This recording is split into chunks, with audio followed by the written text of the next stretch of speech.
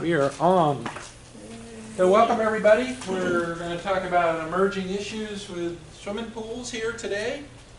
And the surprise guest is Jamie DeMent, of course. She was not on the agenda. She was to be announced, and here she is. She's going to talk to you first about recreational water illnesses and other things. And then Miranda Oliver will talk to you about lots of other issues with different parts and pieces of pools and inspections. And then I'll wrap it up at the end with peculiar things that we have to deal with and what we're going to be dealing with in the future. So, Jamie, take it away. All right. Thank you, Mr. Mann. Thank you. And just make sure that you all sign in. The book should be going around. Hopefully you all have signed in. So I am the Food and Waterborne Disease Program Manager. I have 8 regional environmental epidemiologists that work with me and you at the county health departments. Most of you are at the county level, and they help you investigate your waterborne disease outbreaks. So today I'm going to talk a little bit about what our definitions are for waterborne disease outbreaks. And actually I needed to edit this slide. Some of this I'm not going to cover. Bob didn't really tell me the topic until I got here, and so I'm going to kind of go off the cuff. And but I'll talk to you about some of the outbreaks that we've had in the past and some of our more recent outbreaks, and you know, what we're trying to do with that. So the outbreak definition is essentially an incident where 2 or more people have a consistent person, place, time, and they may be shedding the same pathogen, but it's that consistent same place and time. For our waterborne disease outbreak, we ask that they also either have contact with water or ingestion of that water to be considered a waterborne disease outbreak. However, here in the state of Florida, we do have pathogens or exposures that would allow a single case to be determined as an outbreak. So for us here in the state of Florida, we use Naegleria fowleri. A single case of that we consider an outbreak. Chemical exposure, if you had someone working at a pool and only one person was exposed to that, we would consider that an outbreak as well. So CDC defines a recreational waterborne or recreational water facility as those that are hot tubs, spas, whirlpools, swimming pools, fresh and marine surface waters. And I know today's main goal is about pools, but I'll touch on some of these other aspects. They also consider contact dermatitis caused by Pseudomonas aeruginosus as a potential outbreak source because it is linked to a water, whether it's a spa or a pool that's not properly maintained, may have excessive bather load, and you'll have individuals that are exposed there. Again, recreational waterborne disease outbreaks have been identified at swimming pools, splash fountains, hot tubs, spas, water parks, and then those naturally occurring surface bodies. So why do waterborne disease outbreaks occur? Well, there's a breakdown somewhere. There is either a cross connection, you'll have infected swimmers that will go back into a pool, or when proper sanitation isn't being followed. It allows the pathogen to either grow and proliferate or stay within that particular water body and be able to be there to infect other individuals. Where do waterborne illnesses get reported? Well, luckily, some people actually call us. So we get that phone call and we get that information so that we're able to investigate. Some individuals will actually call the water supply system. I know that we've had some individuals that they've thought that their private well on their property has made them sick, and so they will contact or they'll bring in a sample. I know whenever I worked at the county health department, we'd have people bring in their water samples from their wells to be tested to see if there was something going on. We actually had an outbreak where initially we thought it was from, the people thought it was from their well water, but they neglected to tell us that they had brought in baby calves into their home, and they were caring for the calves within their home, and the calves had scours. And so that's diarrhea, the calves were sick, and it was like in their kitchen. And so when we investigated more, we found out that, oh, this truly isn't a waterborne outbreak, it's a zoonotic outbreak. And they were ill with cryptosporidium.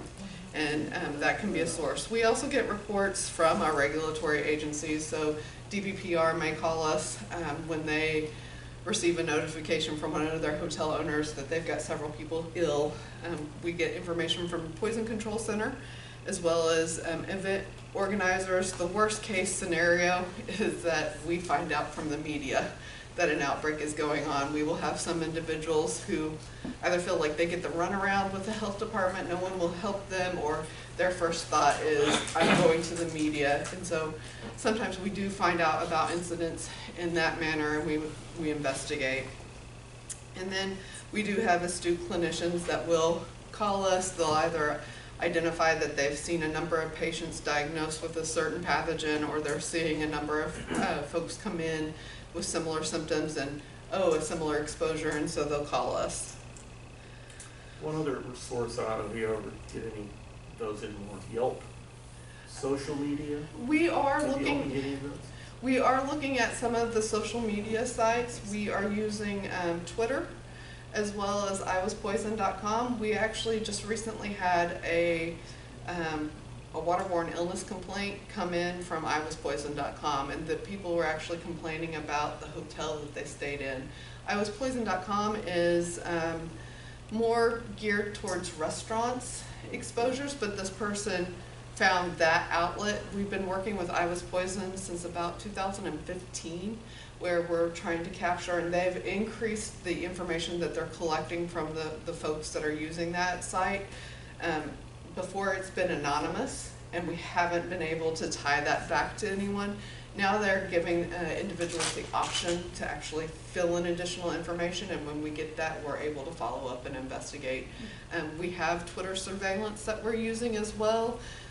We're mainly using that for our foodborne pathogens at this point in time, but we may expand it out to waterborne as well.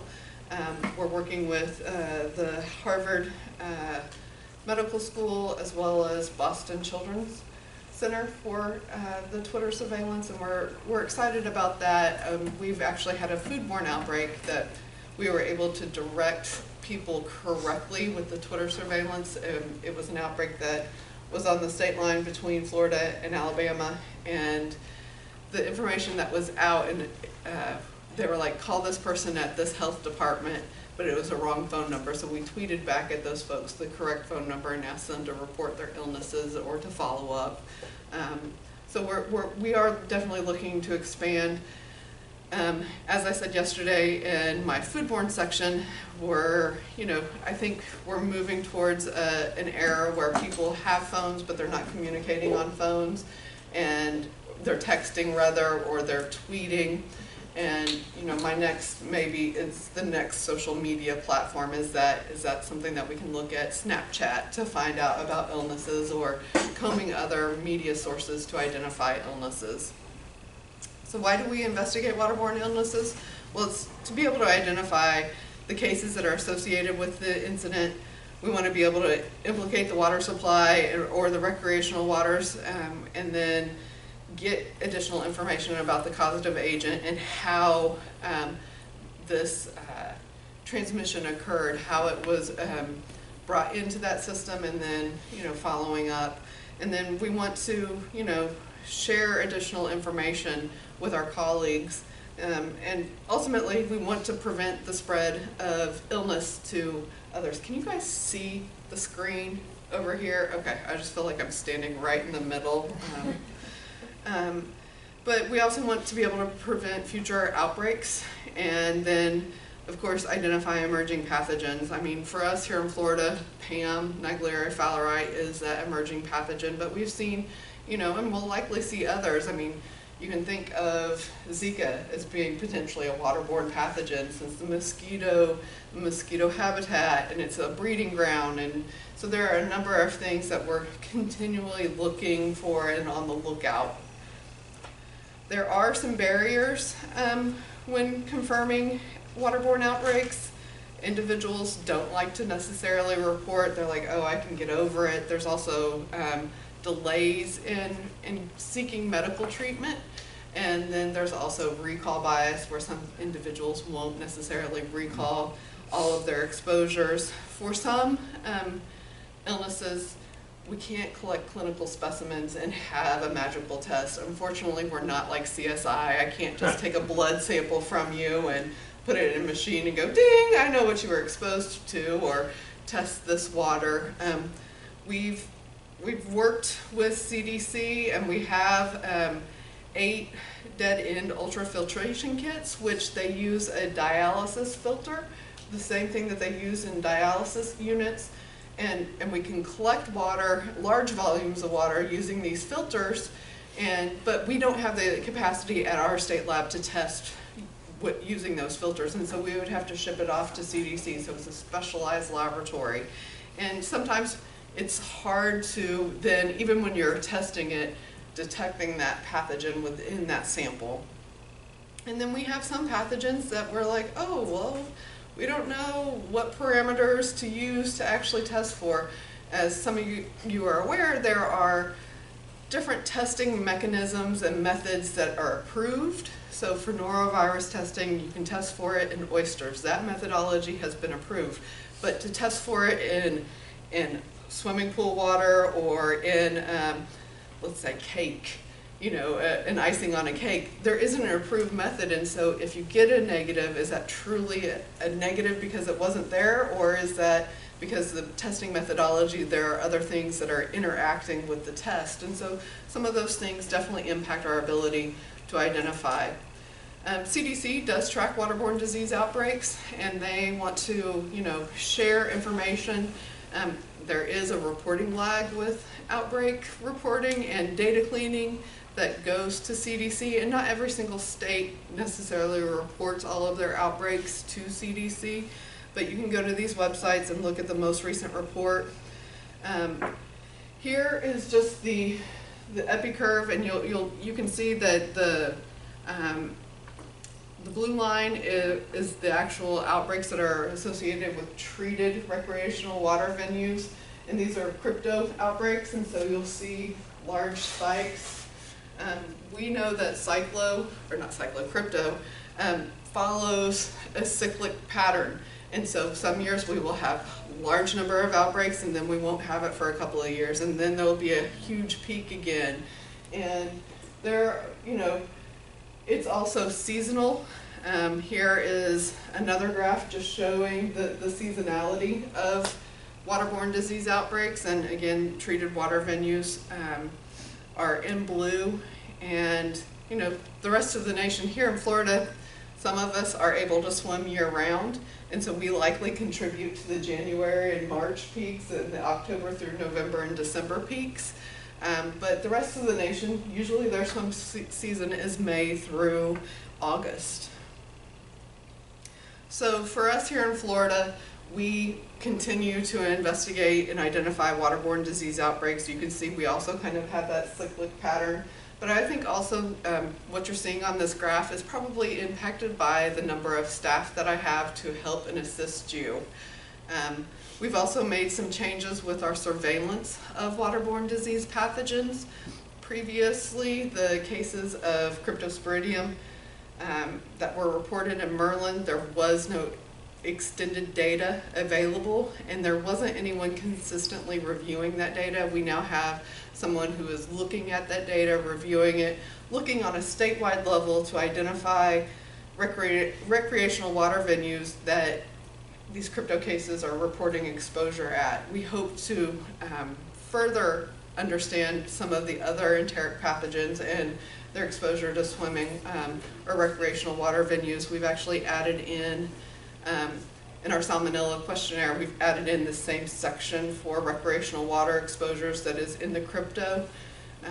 We are in talks, and we were in talks before things were moving away from EHD, but to put into Merlin the actual recreational water venues that are permitted by DOH, and to have that searchable list in Merlin, so that way whenever you're starting to type something in, that permit number would come up, that location would come up, and then that information could be shared with the environmental health folks so that you knew, oh, I may let's let them know about this so that they could go out and do an assessment of the facility to see if we need to recommend hyperchlorination or not for this particular venue. In Florida, here is a graph. You can see our recreational waterborne outbreaks have, had that cyclic pattern as well. We have had a rise in our other non-recreational waterborne outbreaks, and this is mainly due to legionellosis.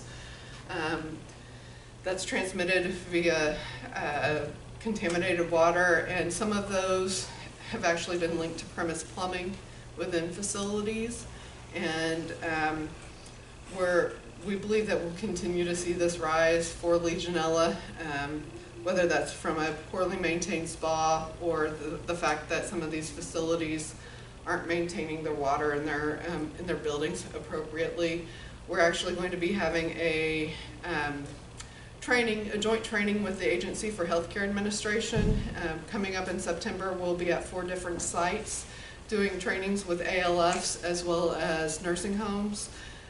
They're one of our key contributors to our rapid increase because they have guidance, or their standards require that their water be maintained at 120 degrees or less to prevent scalding, but what they've done is essentially allowed their facility to kind of proliferate and make Legionella very, very happy. And so in a single case associated with a facility or healthcare facility, we're going out and investigating as an outbreak. And so that's really what's driving that outbreak number of non-recreational water. So the temperature of the water should be 140? We are either suggesting, we're actually suggesting that they implement water management plans, and whether that's increasing and having additional mixing valves, or if that is adding another disinfectant to their premise plumbing. Those are all things that are options, but we really want the facility itself to take a look and then implement a water management plan within their own facility. And no single water management plan is going to work for every facility because they're different. Age of facility also doesn't seem to matter. We've had brand new facilities that have just been built that we've had waterborne outbreaks, these Legionella outbreaks at, as well as older ones. And so it's really up to them to identify what's going to work. Some of these facilities also have a lot of dead ends where they've stuffed showers full of additional, just storage materials because they're now caring for a subset of the population that they weren't originally licensed for, and what they've now essentially done is that shower is now a dead end, and that Legionella is just very happy, and then it's stagnant water that eventually gets flushed through their system. So now I'm going to talk a little bit about a few of the outbreaks that have been investigated in the past, and then I'll talk about some of our more recent outbreaks that I don't have slides for.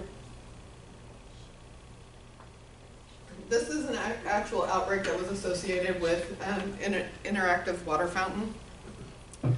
Volusia County actually identified that they had an increase in their Shigella cases that were being reported, and when they went out and did interviews with these folks, the only commonality that they found was this interactive water fountain. And they went in and they looked and they assessed this water fountain. Well, this water fountain was actually installed prior to DOH code requirements, so they didn't have chlorine, they didn't have a pH meter, they didn't have anything that they needed to actually protect those individuals that were using that interactive fountain. And we know little kids, they love to put their butt over things and hover and have the jets. So, I guess it's a bidet. I guess we just love those as children. I don't know. But so that was allowed, and the water recirculated, and it would pump out. And then also little kids love to just mouth everything, and so really led to that outbreak. In this outbreak, there were control measures that were put in place.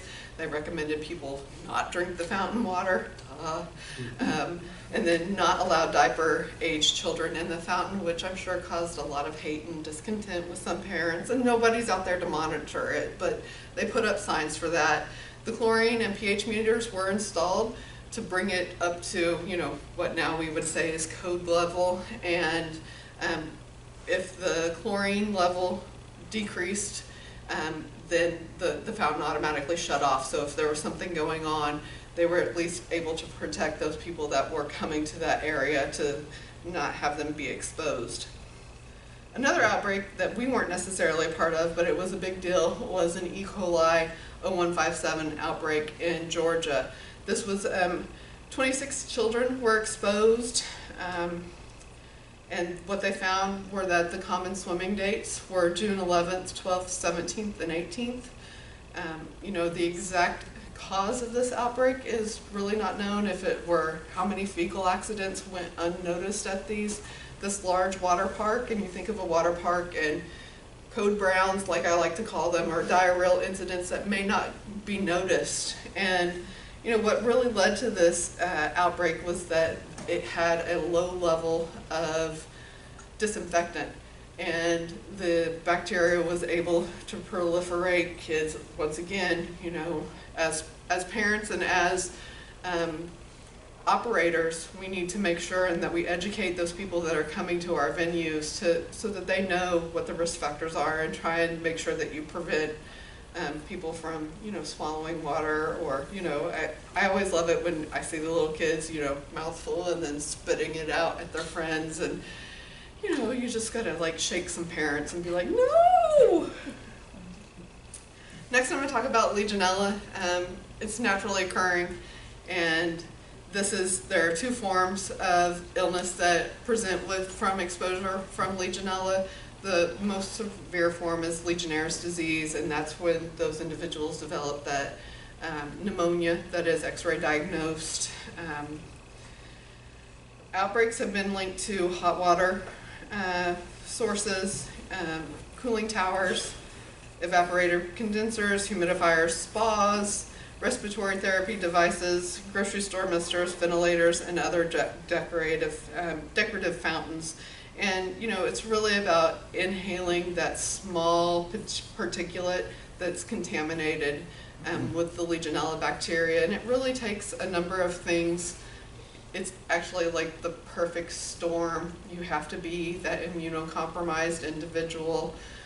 You have to have exposure to that bacteria. You have to then breathe it in, and then it causes the illness, where we've had instances where we've had entire families go, and then, you know, Uncle Mike is the one who gets Legionella, and people just don't understand, well, we were all there, we all shared this, how could that be? But Uncle Mike is a, you know, a 3-pack a day smoker, and he already doesn't take care of himself. And so those are kind of, it's like I said, it's that perfect storm. Question? Yes?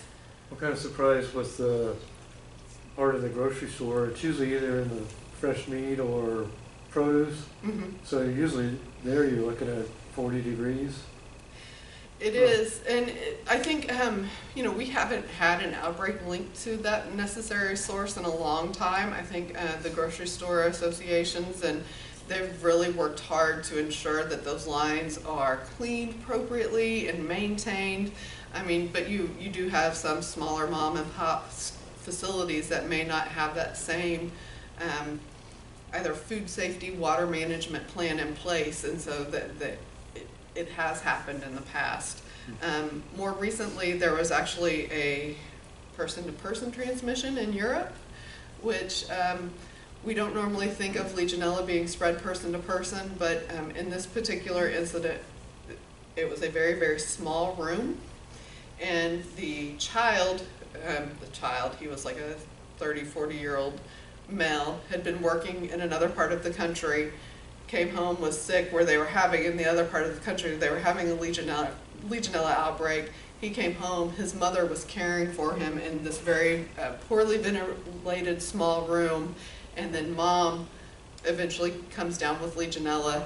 CDC is not changing their recommendations at this point, and they're still not saying that it's spread person to person, but that was, they did genetic testing on the type of Legionella mom had. Mom had never traveled to the region where the outbreak was occurring, and hers perfectly matched, and her only exposure was to her son.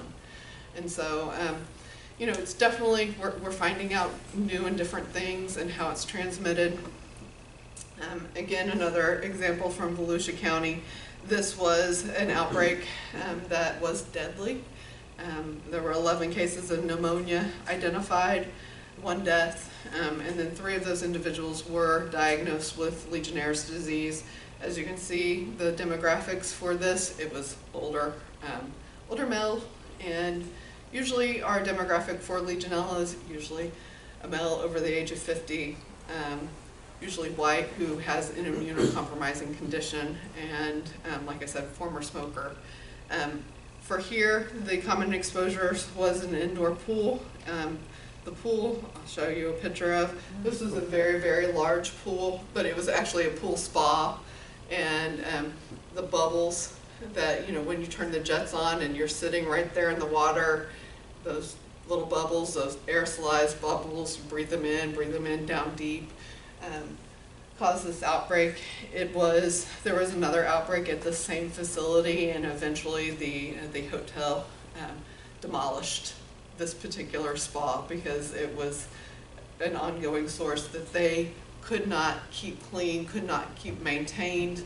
And I think that's one of the problems with, you know, it's something to be aware of with spas that, you know, because they're at a warmer temperature, it is more difficult to make sure that you have the appropriate disinfectants in there. Another outbreak associated with a hotel spa, this one, there were 4 cases that were laboratory confirmed, and then a 5th case that they didn't have the laboratory testing, but they had association with a confirmed case as well as the same exposure. Again, males were the majority of our cases in this outbreak, a little bit younger age group, but 3 of the 5 were smokers. In this particular outbreak, it was an outdoor spa that had a history of poor maintenance, and you know, it was really the fact that they weren't routinely shocking, scrubbing, or they weren't changing out that water in that spa that ultimately led to it being a source of contamination and exposure. Here's another hotel spa where individuals used the spa and were exposed, and this time they actually were able to get successful and able to go out to that spa, collect samples from it, and then have clinical as well as the environmentals that were positive to show that this outbreak was linked and this was the source for the outbreak. So in this one, this is that outdoor spa, and so you just never know, and it's really important to make sure that you're maintaining water. Pools per se aren't a source for what we think for Legionella, and so we're never considering a pool as a source for a Legionella outbreak. But in one of our more recent outbreaks that we've had in Orange County, it's associated with a very large gym, and actually multiple locations of this gym. This gym has a pool, it has a spa as well, and so we were questioning the people about their exposures, and people were reporting pool exposures, not necessarily. We had some that were reporting spas, others that weren't. But when we went out and did the environmental assessment and we looked, the spa was very close to where the pool was, and you could see the aerosolized mist, and people had to walk by the spa to get to the locker rooms. And so they may not have been in that spa, but it was an exposure source just because of the proximity. We've also been looking at a number of those facilities as well for the premise plumbing, to ensure that it's not the premise plumbing, but it is an exposure site that we've been looking at. Let's see. Moving on to some of our parasites, we still see crypto and giardia as a source for recreational waterborne outbreaks, and we think that this will continue to be the case. It is something that isn't going away. We actually have, like I said, that click pattern, and this is actually for the interactive water fountain. In this outbreak, we had 2 pathogens that were known to cause illness, giardia and crypto, and then we had some folks that were co-infected, so I can't imagine their diarrhea. It must have been terrible. And then we also had some secondary cases just because, you know, maybe you have a small child that you're caring for and they have explosive diarrhea, and trying to clean it up and make sure you have good hand hygiene. But with this particular interactive water fountain, there were chronic maintenance issues, filtration and chemistry problems. Here's just an epi curve showing the number of background cases versus those that were seen and those that were associated with the splash pad. So these are cases, the ones in blue are the ones that were just their normal background cases, but these in pink were the outbreak related cases, and you can see from the previous year, so low numbers of cases being reported, and then we had that high cyclic year in 2006 for both crypto and giardia. One of the problems that we have right now with giardia is that we don't have a case reviewer who's reviewing those cases on a routine basis. It's really up to an astute local county health department to identify those cases. And a number of our giardia cases are actually coming from our refugee health programs that are being reported, and so those may not be investigated and followed up on, but it is something that has occurred. Here's another outbreak from Volusia County where we had a family come down. Yay, Florida's the travel location where everyone wants to come and have fun, and we're not canceling our vacation because you've got a little diarrhea. We're going to go out and have fun. And so essentially this family from Massachusetts came down, swam, had a good old time at this condo, and then later on another family came to the same condo, swam in the pool, went back, got sick, and so the only commonality was this pool, and we think that they were infected. Somebody came down and was swimming, and everyone has how much feces does an average person have on their butt at any given time? It's like 0.0125 or something like that. I think we determined the other day that how many people made a whole teaspoon. Yeah, 0.14 gram each, and that's 0.14, about, okay. 5 people make a tablespoon. Oh, So- there you go. So, and you think, Where did this data come from? don't you want to be the It's easy. I want to know the poor guy that had to do the research. one? Yeah. Who's wiping those crevices?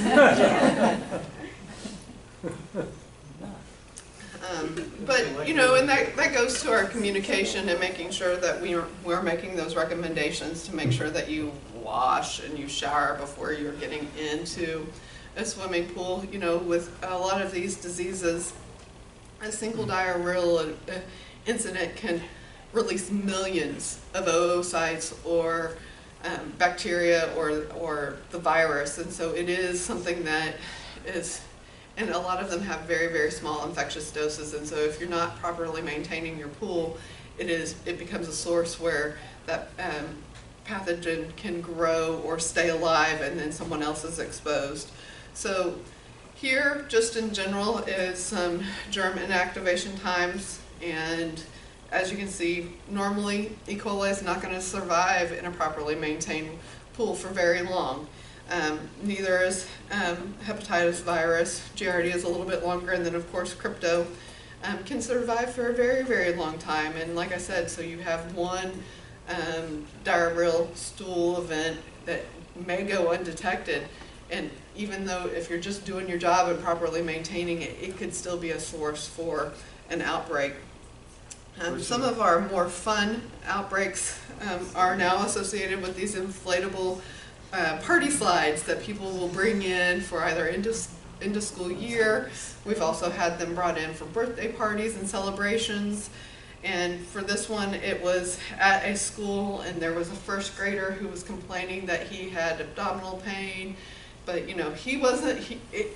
By golly George, I'm playing on the slide. Played on the slide, and went down the slide, had fun. No recirculating, or the water, was just continuing, and people are playing on it.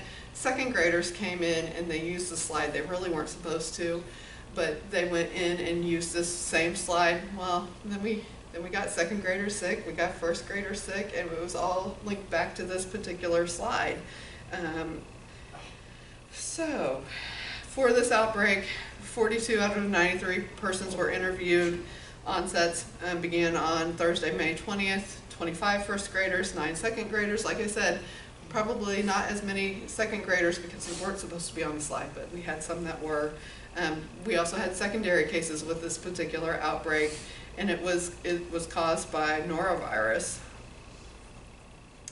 Another norovirus outbreak that we investigated was associated with a recreational lake, which I know is not what we're really talking about in this menu, but it can happen at natural water bodies as well, where we had people that traveled into a particular area. What we think is that we had symptomatic swimmers who may have, been swimming. Anecdotally, we had reports that someone puked at the water's edge. Was that because they were drinking too much because you're at the lake on the weekend, or was that a child getting sick and it was transmitted that way? Norovirus was isolated from the ill individual's stools. Let's see. Another water slide outbreak that we investigated in 2005, we had been assisting Tennessee with an outbreak that was associated with a baseball tournament. We thought the exposure was at this baseball tournament initially, and they were crypto cases, and we're like, okay, well, what are they doing? Is it the water jugs? Are they sharing water jugs in between teams? And not every single team was affected. But when we got down and we were doing interviews, we identified that our team from Florida and one of these other teams that had cases, they all stayed at the same hotel, and all the kids went swimming. And they had pictures of the pool. The pool was so cloudy, like even from the pictures I could tell, I'm like, ooh, that's a dirty, dirty pool. And essentially, I don't think you could actually see the grate in that pool. And they had a very, very high bather load. Kids were being kids. They were coming from the baseball, just jumping right in. And so we linked that outbreak to that particular venue. Our Florida residents, even though they had been interviewed and provided information about prevention, when they came back to Tallahassee, they had like a party, end of baseball season celebration. Mom thought it would be a great idea, got another water slide, invited some of these kids and that had that outbreak. And we had kids who didn't attend the baseball tournament that tested positive, and we worked with CDC to have some additional genotype testing done, and it was the same crypto that was linked to the outbreak, and we had individuals that did not travel to Tennessee for the baseball tournament, and so one of those kids was still shedding crypto, shared it on the slide, and then we tried to follow up with the family, then started not to respond and help us with the investigation. So in that particular instance, we weren't able to follow up with the owner of the slide to make sure that it was properly disinfected before it was used someplace else. We are hoping, that, and we didn't see any additional outbreaks in Tallahassee later on, but it was just one of those sources that you have to continue to make sure that you get the message out and about what you should and shouldn't be doing with crypto, as well as norovirus. We really recommend people not to be swimming 2 weeks, and after their diarrhea stops, we tell them to stay out of recreational waters for 2 weeks because they can continue to shed that parasite, the virus, and it's just a safer way to protect everyone. Chlorine exposures, we've continued to have a smaller subset of these types of exposures that are reported to us. I think it's one of those that we will likely see an increase in these types of outbreaks. And hopefully we have good individuals that are maintaining pools, but all it takes is that one person who doesn't know what they're supposed to do and they're throwing chlorine out, or they're in the chemical closet and they open up something and a chlorine cloud occurs. But in this particular outbreak, it was at a zoo splash fountain, and there were 26 children impacted and 1 adult, and they were exposed to this superchlorinated water in this splash fountain. The fountain was the only common exposure. Skin and eye irritation was noted, and we had one individual who had scarring of their cornea. And so it was a major incident, and essentially the park maintenance staff had allowed back siphonage of the superchlorinated water, into the Fountains holding tank, and then they exposed all of these people. Didn't need to happen. It was something that could easily be prevented. Another more recent chemical exposure incident that we've investigated is we had a hot tub where we had people that had went down to the hot tub at a hotel, and they were sitting there, and they all of a sudden had respiratory distress and itchy and their watery eyes. And I mean, I would have thought you could smell the heavy chlorine, but they were, I guess, novices and just thought it was okay, but they ended up going to the emergency room, and so we investigated, and with that particular spot we did find elevated levels and, you know, made recommendations to shut it down. So now I'm going to talk about a few outbreaks that I don't have slides for. We have to do a better job about providing information about Naegleria fowleri. Even though it's not normally transmitted in a well-maintained pool, we did have an individual, a Florida resident, who knew about the pathogen, kept their kid out of freshwater bodies, but they went to Costa Rica, and they went to a hotel that essentially has a fresh hot water spring, and they have zip lines, and they have slides, and they also have some level of disinfectant within this system. And their son actually acquired Naegleria fowleri and died of PAM when they came back to the United States. And so it being a source, and so we've changed some of our messaging around Naegleria fowleri in the state to make sure that it's not just in the United States, that people understand that it is an international issue. Not an outbreak that we've had, but there is the Rapids, the Whitewater Rapids facility, I think it's in North Carolina, where they recently had a Naegleria fowleri case associated with that, and that facility's been used by probably millions of people and never had an incident. We've worked very closely with CDC, and so I was trying to get the scoop, you know, and talking to Dr. Cope about what they were seeing, and they did environmental sampling there, and that facility had a low level of disinfectant being seen in it, but it wasn't enough. And this, you know, I think it was an 18-year-old that was there, like on a church group But trip. I thought Naegleria was in warmer water. That water's freezing up there. But you've also got to think it may be baking in some areas, maybe more stagnant, doesn't have movement. Yeah. And so, and they are finding Naegleria in other locations. I mean, Minnesota's had 2 cases associated with the same recreational water body that, you know, is it due to rising temperatures, or is it just that we didn't know? And for so many times, some of the cases are misdiagnosed, or maybe we're just simply missing them. Recently in Florida, we had a mother present to an emergency room in Orlando, and she had reported that her kids and she had gotten into a splash pad, and that they'd also been to a lake swimming, and she was having a headache and some other problems, and they did spinal taps on her, and then they brought in her 7 children and did spinal taps on them. And I think she was 35 weeks pregnant, and they went ahead and they thought they identified Naegleria fowleri in her slide, as well as 2 of her other children. And they started, miltefosine is the new medication that is commercially available to treat Naegleria fowleri, but it's not approved for use in pregnant women. So they delivered her child early so that they could put her on this treatment. And of course, this happened over 4th of July weekend.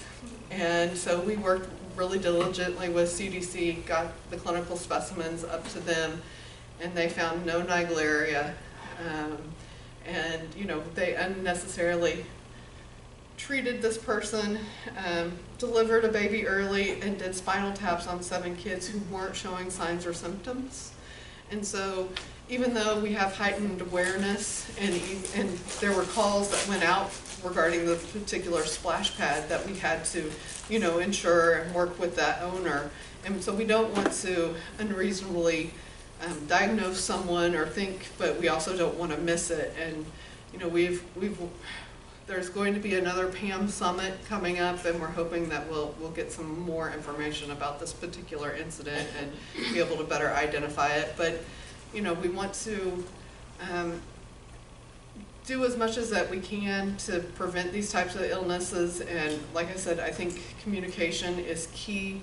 You know, we try and put out that recreational waterborne illness prevention week message every single year and have information on recreational waterborne illnesses. We've gotten, and CDC's gotten, I don't want to say more vulgar, but I think more realistic with some of their ad campaigns that they have available now, where, you know, it's talking about, you know, you wouldn't go swimming in someone's toilet, so why would you, you know, get into a pool without showering, because it could be considered a huge toilet if you're not doing those types of things. And so, you know, we're hoping that some of the additional communication messaging will help with preventing these types of illnesses. So those are the big outbreaks that I wanted to bring up. Any questions, concerns? So that treatment for Naegleria, how long has that been around? Miltefosine has been around for a while. It was essentially, I can't remember what disease is actually proved to treat, but they found that it had some effectiveness against the parasite. And so I think since 2004 through 16, it was considered a investigational drug, and CDC was keeping, or no, it must have been 2013 to 15, and they were the ones who would release that medication. And then at the end of 2015, it then became an approved medication, and the actual manufacturer and the person who keeps stock of it is actually in the Orlando area, and he's now allowing facilities to keep it on hand at no cost, and is only charged to the pharmacies or hospitals when they actually prescribe and use it. And so, but it's not the only, you're still given a cocktail of medications, and they're also doing putting the person into hypothermia to stop with the swelling, because that's really usually the detrimental part, is that they have the swelling, and that's what usually ends up killing. It's better than fatal. Yeah, absolutely, absolutely. And we had the one survivor last year, Sebastian De Leon. There's, I can say his name because it's been in the news. And so he is a survivor. He was a Broward County resident, had exposure to at a camp, a pond on a camp. And when we did the initial interviews with Mom said no, he wouldn't swim in that. He wouldn't get into that. It wasn't until the county health department was successfully able to interview his best friend and said, oh yeah, no, we were there, we were doing cannonballs, we were doing this, we were doing that, that we were able to identify his exposure. And you know, luckily he started not to feel very good, and his family came to the Orlando area just for vacation before school started, and he was actually hospitalized at one of the hospitals where they'd had previous cases, and they were quick and understood and were able to get the miltefosine as well as the other treatment recommendations. And he walked out of that hospital and, you know, went back to school. He's, you know, walking, talking, and, you know, not everyone is so lucky. Bob? So, last 15 years, Legionella fatalities are the more common in treated venues versus Yes. Naegleria in untreated? Right, we've definitely seen a number of legionellosis deaths in our treated recreational water venues. It's not, I think it's less than 15 total deaths, but it is something that we've seen over time, and so that maintenance and properly maintaining that spa is very, very important. You know, fortunately or unfortunately, not all of the cases realize that they link back or are part of a particular outbreak, and so there are times that I'm always surprised about when I get a records request and when I don't get a records request for particular outbreaks. And so, you know, there are some family members that I guess, you know, don't want to have to go through the pain, but then I get records requests for things that were never reported, and I'm like, yeah, no, you weren't part of this. But it is something that, you know, we've definitely seen involvement in, and we also have it from our international travelers. I mean, it's not just from our Florida residents as well. You. Are there any cases found in the Florida Springs? 'Cause I know they're like, well, just in general, like just everything up north, like in North Florida, like, because I know the springs are like pretty chilly. I just don't know. I go to them a lot, so I'm just like curious if there's any.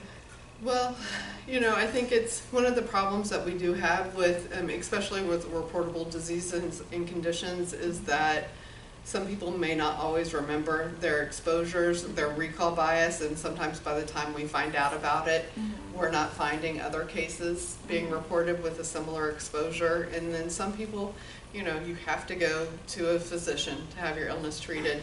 You then have to have that physician order a stool specimen.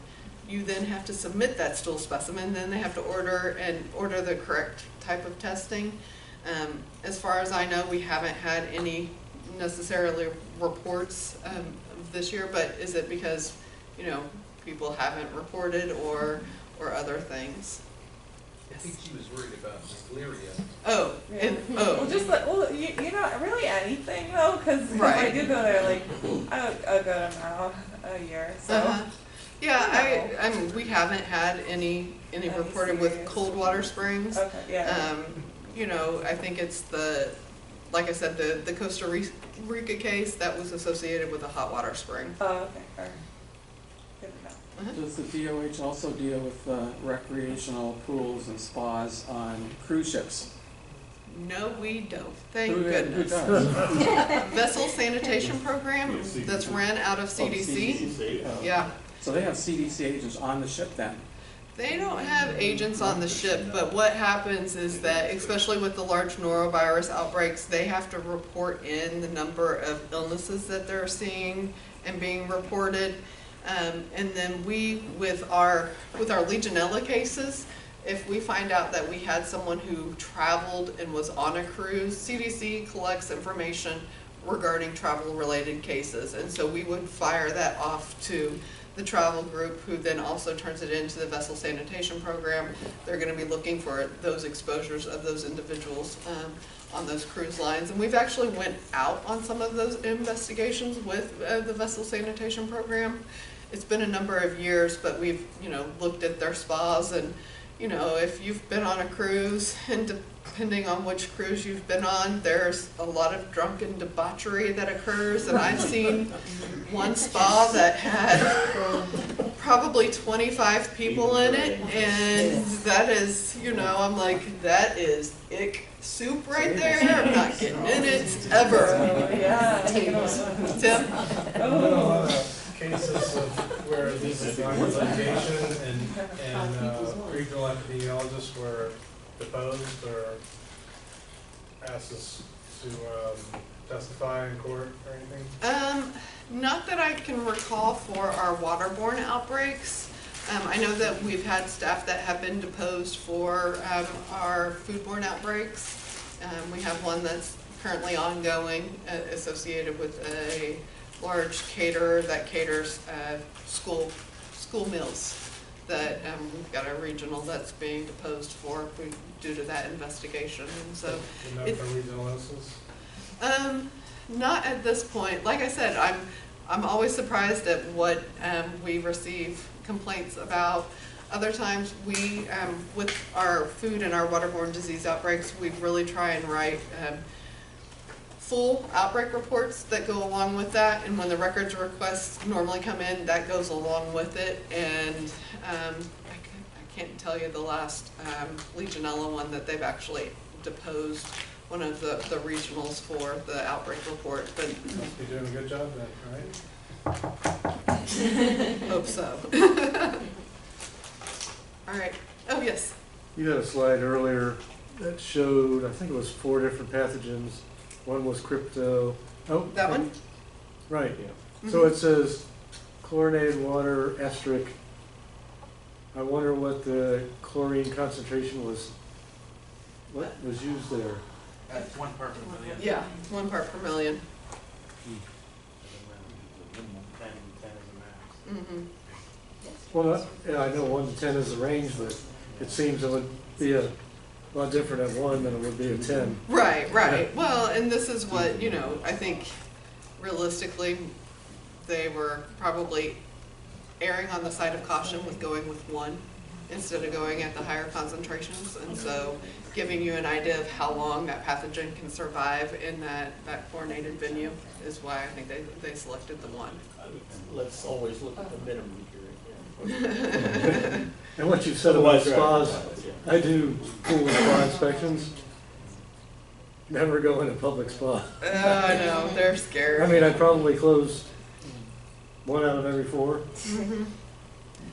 Yeah, you know, my parents have owned a spa for a long time, and theirs is well maintained. But yeah, I've gone to places I'm like, nope, can't do it. All right, thank you guys so much.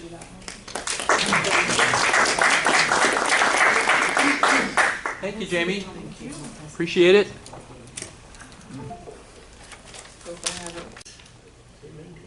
So I've actually worked with a lot of you in this room as an inspector at some point in my life, but a few of you are unfamiliar faces. How many in the room are working for the DOH doing inspections, and how many of you are out like DOH? Raise your hands. All right. Non-DOH? Just 2. Okay. Well, I do engineering plan review for, I believe I'm at 22 counties now, officially, and inspections for final construction permitting, and I'm also a consultant for any county that needs a consultant, or if you have a question and it comes into the state website, I also handle those occasionally. So I'm going to talk a little bit about stuff that you probably already know about. This is our public swimming pool website, which it's a little high up. It had the web address, but this is where we send the public to look for information about their pools and their permitting process. And this is the tab that you can click on, and this is where I send my pool people that have built a commercial pool and they do not know where or what they're supposed to do, which happens, this is my daily question, I feel like. Where do I send my pool plans and who does the plan review? So we have this tab that we send them to on the website, and here is the map of everywhere that your engineering teams are. So large green area is August doing the plan review, purple is me. We have some other regional folks that do more than just one county, and I've recently made Monroe part of Palm Beach because I can't get there, so technically that's mine. All right, these are the normal documents that I send people to look for. The permit process document, which the steps they should be following, the application form, the current application form. A big issue we have is people filling out forms that are outdated, and it has restroom information or things that we don't need to know, and it's missing information we do need to know. So this is a great place to send people if they're trying to apply for a new pool permit. And this is actually the sequence of how you are supposed to go through the process. You submit your permit to the health department first. We then give you a letter of receipt of your proper paperwork, plans, and applications. Then you take that letter to the building department while we both jointly do plan review, tell you any issues you may see that would prevent you from opening your commercial facility. You don't have to wait for that letter to come back from us, but it's probably a good idea. We give normally a 30-day turnaround or less, and then you would start construction, and hopefully you build your pool based off of the plans. We have a lot of times that isn't the case, but fingers crossed you can follow your paperwork and plans. Then this is just a brief wow factor for you. I do every single plan that I get a 15-page plan review, and these are just, you can see each one of them an item that I look at. Depth markings, slope breaks, floor slopes, step riser heights, diving areas, contrasting tiles on the swim out, ladder heights, all kinds of things. So we are looking at everything when we do a plan review. We are trying to get it so that you build the pool per code, and we do not have to send you to variance after you've built the pool. So that's the goal, is to catch it in plan review so that when you build it exactly as your plan stated, that we don't then have to send you to variance to correct any issues that aren't in compliance with the current codes. All right, I'm gonna go a little bit into routine inspections. 2006, we provided a new guidance for our inspectors. Because we have two new components, we have a much smaller 64E9 code, and now most of our construction and a lot of other items have been gone over to the Florida Building Code. So as an agency, we now are regulating Florida Building Code regulations and DOH regulations. So we have combined those for the guidance that we have provided, and they're type A through E. Major violations are type A closure violations. There's minor violations that go down lower as the letters go down. This is a little example of the guidance and what's in type A closure threshold. So depth markers, if you've got 3 or more missing or illegible, you should close that pool. But if you've only got 1 or 2 markers missing or illegible, you give them a 30 or 90-day notice dependent on how you feel they can complete the process. These are the FBC violations. The normal Florida, the 64E9 violations, like your pool chemistry and those kind of things, are immediate closure as well, but we have a little more control over those because they're in our code. And this is a little, if you are an inspector and you would like, I have put all of the violations and the thresholds that Tallahassee put out in that guidance into a 1-page document, and FBC violations are in red so that you can easily put it on your clipboard and easily know what we want you to do closure-wise. So if you'd like copies of this, I have my email address and I can provide that to you. I actually have a 2-page document which has this and the back page of your inspection sheet. If you use the paper inspection sheets, which kind of goes into like a detail of each one of the violations. The reference guide. For some reason, we have that in Pinellas. I don't know how you got that, Gary. Let's see. Shocker. And are they all laminated too? So this is the current 920 form for inspections, 49-point document with your pool specifications and each one of the violations listed, and then the document that I told you I combined with that cheat sheet of what we recommend you to do per our guidance memo. This is what's on the back of it. This is the back of your inspection form, the page 2 of the 920, so that way if you're writing up a violation, you can easily flip it over and type the things that you need from this, and then whatever your requirement is for closing or re-inspecting, those type of things. So if you would like that and if you would find it helpful, I can email you the PDF document if you would like. All right, so I know you all probably know a lot about inspections. Another thing I wanted to go into today is anti-entrapment devices, because we've had some new guidance and issues with how we've been enforcing the Chapter 514 requirements for anti-entrapment devices, and the effective date for anti-entrapment devices was in July of 2011. Any pools built or spas built before January 1st, 1993, with a single main drain or other than an unblockable drain were required to be protected with an anti-entrapment device. Anything past 1993 is probably a gravity system. So it doesn't require a anti-entrapment device. It would only require the VGB grate. Those grates must be replaced per their manufacturer specifications. Certain grates, Aquastar 5-year, you know, the Lawson's are a 10-year, the Waterways are typically a 7-year, so you really have to know, and we also have that on the website, the approved Florida standards for those grates, what their approved flow rate is, and the replacement requirements for those grates.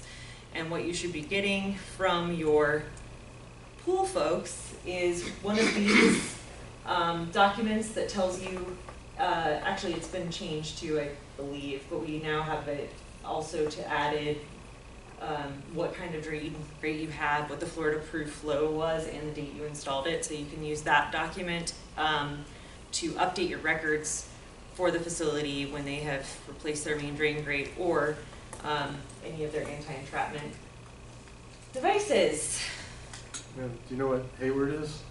Hayward is a 5-year, but depends on the year too that you model Install it? the model year of the grate itself. I can provide you any information, or if you have questions, I can send you pictures of the grate and the years that they probably were installed. But it all depends on when if you bought a grate but you didn't install it and you kept it in a box because you got a deal on 2 for 1 or something like that, it all goes to when you installed it and it was exposed to the pool water and the Sunlight.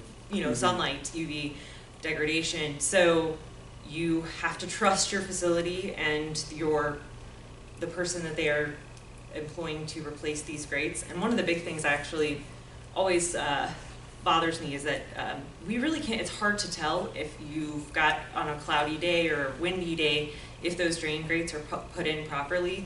But I always try to warn and recommend to people that they have to use the actual screws that came with the grate itself, and they have to install it with all those screws for them to be compliant with VGB. So if something happened at that pool, like they were able to remove the grate and there was some sort of an entrapment, they're going to be liable. That grate did not protect them, but they are going to be liable because they didn't install it properly. And they can easily investigate those kind of things when lawyers come in and look at those things. Because if you've installed it properly, it shouldn't be something you can easily pull right off, if that makes sense. Show you some of the grates. This is an example of like a Lawson grate. It tends to have the longest life expectancy of the manufacturers. It has a 10-year expiration date on it. And you can see how there's 4 screws. And so when they have put those in, and that's the Aquastar, or not the Aquastar, the Hayward on this side, once again, a 4-screw grate. A lot of times when they install these, they make a sump. There's a drain sump box in the ground with a pipe out of it that goes to the collector tank. And that sump has the screws for whatever grate type. So a lot of times they cannot replace a Lawson grate with a Aquastar grate because they have a different screw pattern. So that's something you want to kind of keep in mind if they've gone and changed companies. If they don't have the same screw pattern on the sump and the grate, then they're no longer able to attach it per their requirements. So you'd want to see what they originally installed as a sump, so what the original drain grate would be and what they're trying to replace it with now. It's very confusing, but it's just better protection to them, especially if it's a direct suction pool. Probably not as scary on your gravity tank systems, but definitely on your direct suction pools that they're maintaining the same grate cover that matches their sump.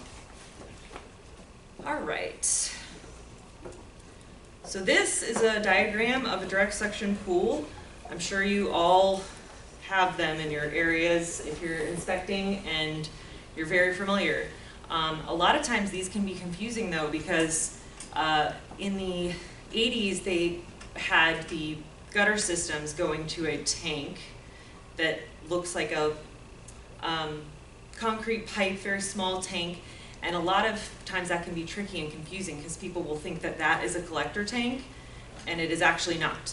It's not, and we can easily help you with determining that if you send us pictures and things. If you're confused at that, which ones are collector tanks versus the surge tank is what it officially, I guess I officially call it.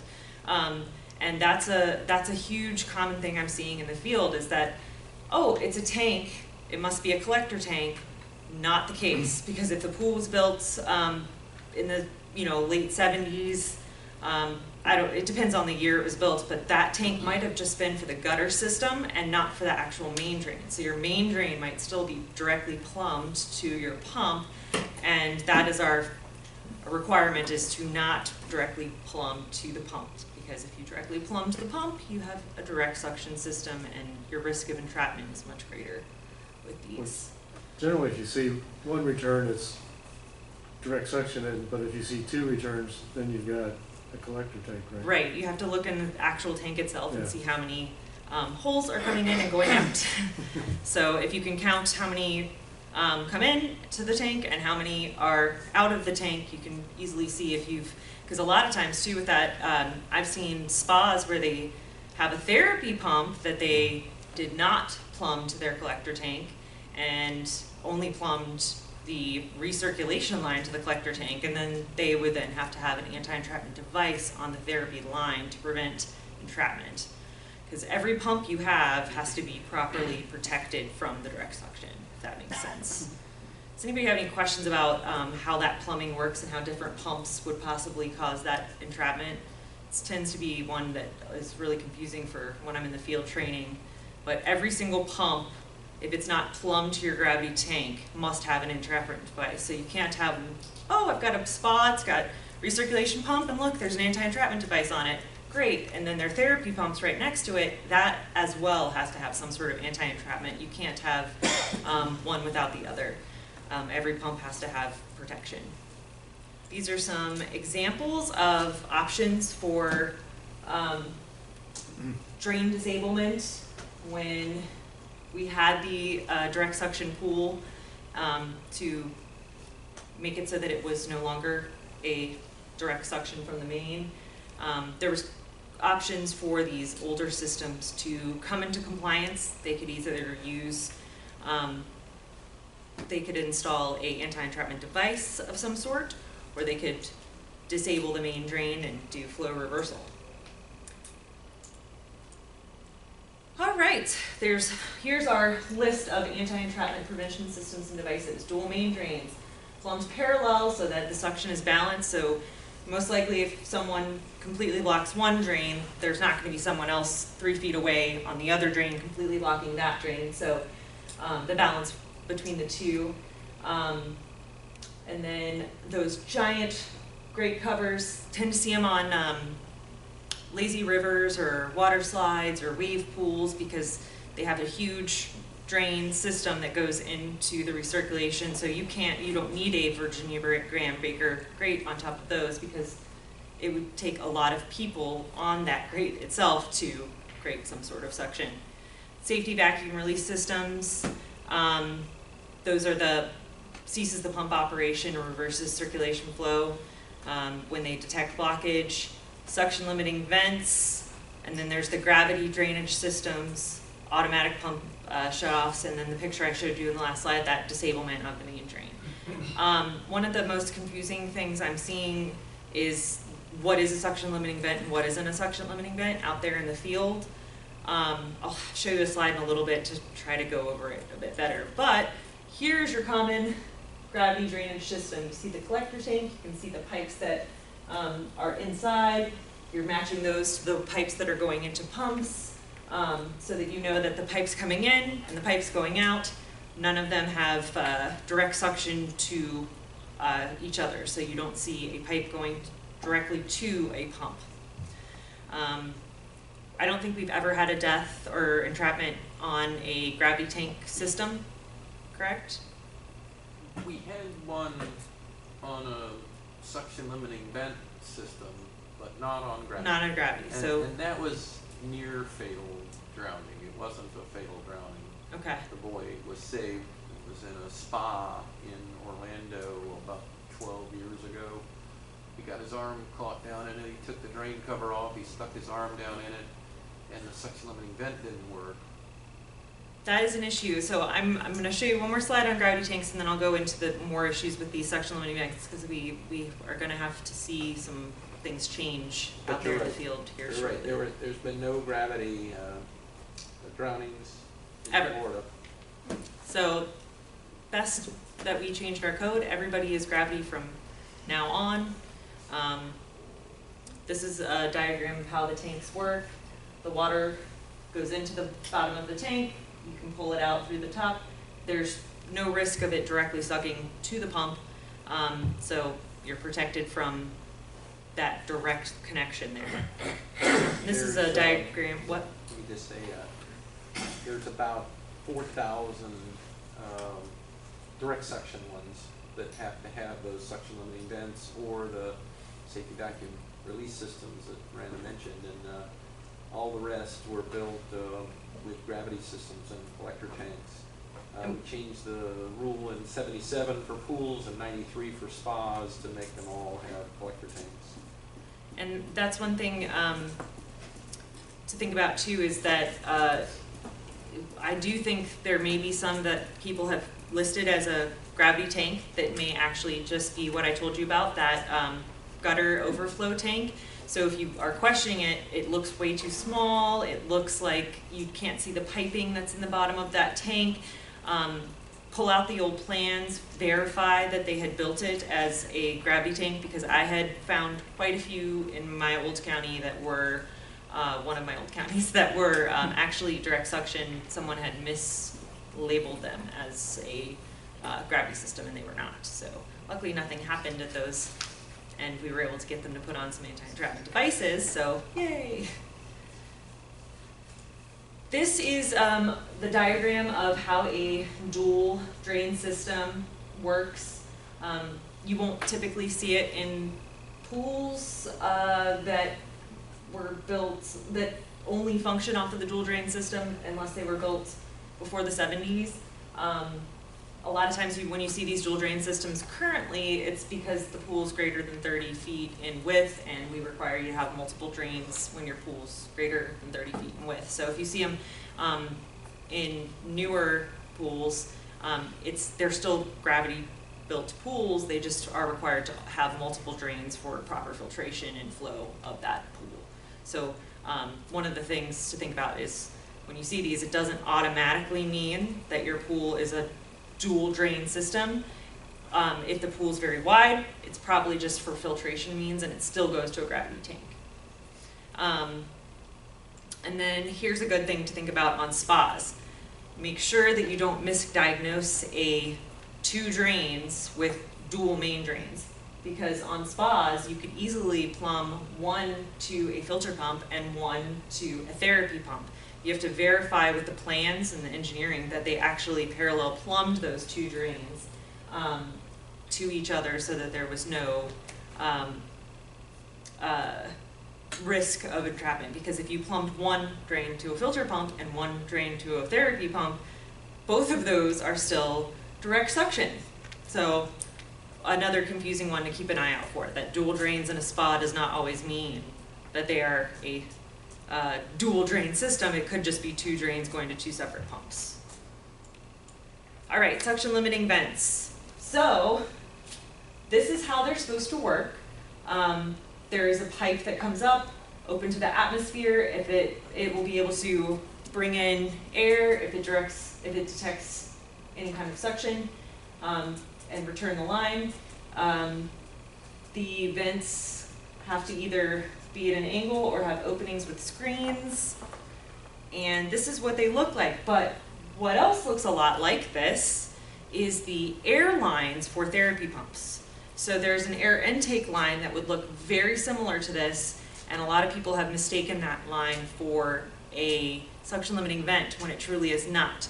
A good way to tell if it's a suction limiting vent or a actual just air line for the therapy pump is to go over to the vent itself, feel it when your therapy pump is not on, see if you're detecting any pressure or anything, turn on your therapy pump and go back to it. If you're feeling anything change, that means it's not actually a suction limiting vent, it's probably just the air vents for your intake for your therapy pumps to bubble out, if that makes sense. So one of the things to think about. If you've installed these suction limiting vents, there is a requirement in the 514 to have them tested annually by a professional, and they have to provide that paperwork annually for the file. And we've heard there's been a lot of trouble in the industry being able to get someone to certify these and actually test them properly with a MAT test. So we've been looking into how we can install something that if you aren't able to get those vents tested, what are your other options? And some of the manufacturers of the anti-entrapment devices, if you are able to properly cap the suction limiting vent lines and install the anti-entrapment device and then test it with a mat, and you can prove that it will release, draw air into the system and release the mat, then you can you no longer are on the suction limiting vent system, you now use your anti-entrapment device as your safety protection. Does that make does anybody have any questions about that? Because I don't know if you guys are doing this in the counties, but having those annual tests done on your suction limiting vents, does anybody have any suction limiting vents pools? No? Nobody has suction limiting vents? Or we don't know. Or you don't know. Okay. If you have a question about them, if you think that you are using suction limited vents and you're having a hard time determining or finding someone to test them, if the facility is having a hard time finding someone to test them, there is other options. There are devices that they can install if they can find the lines and cap them. If they can't find the lines, we can still do a MAT test with that device installed. And because I've seen where someone at some point in time has cut this off, capped it, it's now under some paver somewhere, and so nobody caught it because we have such high turnover, inspectors change zones, there's so many different things that could happen. So we're here for you if you need us. If you have questions and you need assistance and you're not sure if your pool is properly protected against these entrapment things, we are your resource. We provide a guide for you as to how to verify these kind of things and what they are. And worst case scenario, we'll come out and actually physically look at it for you and see if we can find anything for you. These are the different kinds of safety vacuum release systems that are certified by ASME or ASTM standards. There are different types. Some of them are based off of electrical currents, and some of them are based off of that suction pressure that they feel. I'm going to just kind of go over briefly the manufacturer statements. Common. You shouldn't be using the pool when you're cleaning or servicing it while the SVRS is in the maintenance mode, because these devices, when you put them in maintenance mode to vacuum the pool, or they don't work anymore. They are certified by the standard of limb or body entrapment that will likely prevent evisceration. Therefore, the drain cover that's Virginia Graham Baker compliant is required as well. There are check valves that must be removed from influent effluent sides of the pump's recirculation system, because they will leave dangerous vacuums in the line during entrapment situations. There's a whole manual that they'll get when they install one of these devices to verify that they've installed it correctly with the standards. The electrical connections have to be made by a certified electrician. And then the operating temp, I mean, as long as you're not boiling the people, you should be all right to operate these devices. So, should be good. All right, this is the easiest one to put on, and so it's fairly inexpensive, so it's the most common that we see out there on these direct suction systems. The backless, it's an automatic reset upon entrapment release, provides release in less than 4.5 seconds, depending on the length of your drain or your pipe system.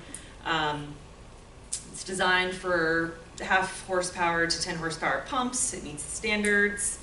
And certain serial numbers were recalled in 2011, but I'm pretty sure if they were part of the recall, because it happened so many years ago, that it's probably already happened for your facility.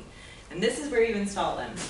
So on every pump, there's a little plug that you see in the hair inlet strainer, and they just remove that plug and install this. So this is why they're the most common to install and use, because they're very easy to install and use. They will suck air in. When they detect that entrapment, it'll cavitate the pump and release the pressure, therefore releasing the person that is possibly entrapped.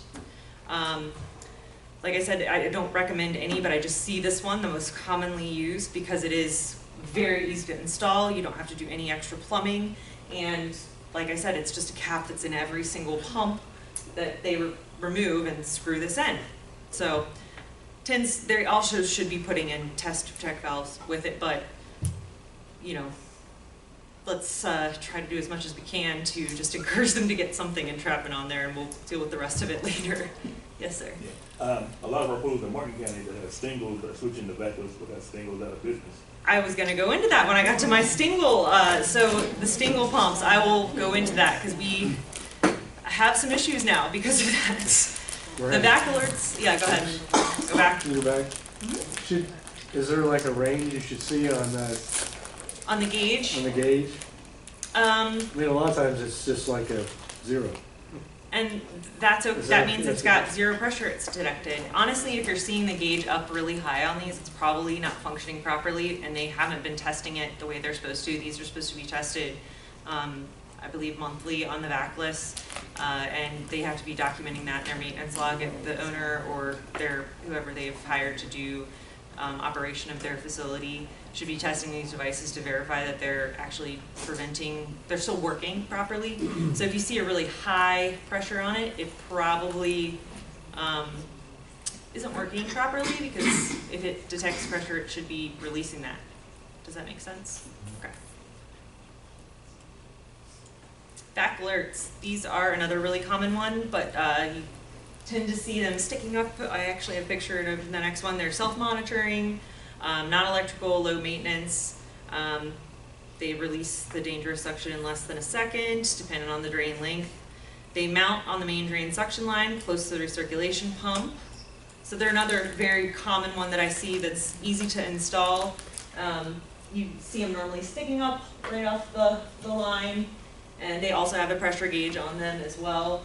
And you can see, or vacuum gauge, sorry. You can see like the vent screen that comes in and the lockout mechanism, the check valve. So another really common one that you see. They still also require testing. We provided a guide a few months ago on one of our conference call agendas. It was attached to the email. It's an Excel spreadsheet. It tells you each one of the devices, what the manufacturer required for the testing per the manual or per guidelines they posted on their website, or something that they have officially posted for the testing of their devices. And these devices should be tested per manufacturer guidelines. A lot of them are monthly, and they have ball release valve testing that they can do on these devices. They don't have to do mat testing to test these devices. So go ahead. Did we post something on the website yet? On the intranet? Yeah. I don't believe I've seen it. Okay, we should. Yeah. You've got it on SharePoint though. On ours, yes. Yeah. Well, we should post that. Yeah. It's a nice summary. And that way, if there's any errors on it, the manufacturers will call us. Yeah, exactly. We have it. Yeah. Yeah, like I said, we posted it, we did it on an email, and if you have any questions about the particular device, I can easily look it up for you based off of that. But when you're documenting it as an inspector, if they're testing their device properly, you want to just make sure they're putting it in a log somewhere, if it's in the maintenance log or if it's in a log book that they're specifically testing the device with. And if they're saying they're testing it per the manufacturer's guidelines, then they're in compliance. And if they've never known that they should test it, hopefully you guys are documenting that and then checking it, making them send you compliance documentation that they have now checked it, and then they need to be doing that monthly after you've cited them, if it's one of the ones that requires monthly testing. Like these ones do not require monthly testing because they self-test every time the pump is turned on. It's self-calibrates and self-tests, and so it's quite a convenient one because it's a less maintenance, but they're very expensive. So, and the other thing I've seen a lot is that there is a confusion in the field between variable speed pump and safety vacuum release pumps.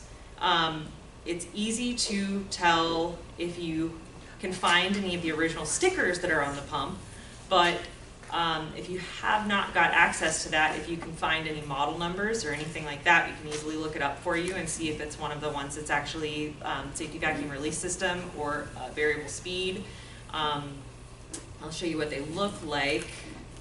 They tend to have like a controller box on the top of them, but the variable speed pumps have the same one. One thing I've noticed though is that a lot of times the variable speed ones have a image when they first buy the pump, a sticker on it that shows someone getting trapped to the drain, and that it says this is not a safety vacuum release pump. This is just very, there's images on the actual pump itself, the branding. But if that branding has worn off because the pump has been installed for a long time, it's hard to tell. If you can find any kind of model numbers, which they tend to permanently etch them on the underneath side of the pump, we can look that up and verify if it's an actual safety vacuum release pump or it's just the variable speed pump. All right. And this is another brand of safety vacuum release pump, the Hayward EcoStar. I think it's more expensive, so I don't commonly see this one used as much, but I tend to see the Pentair and the stay rates very, very frequently. And this is the device you mentioned, the Stingle. So they were installed.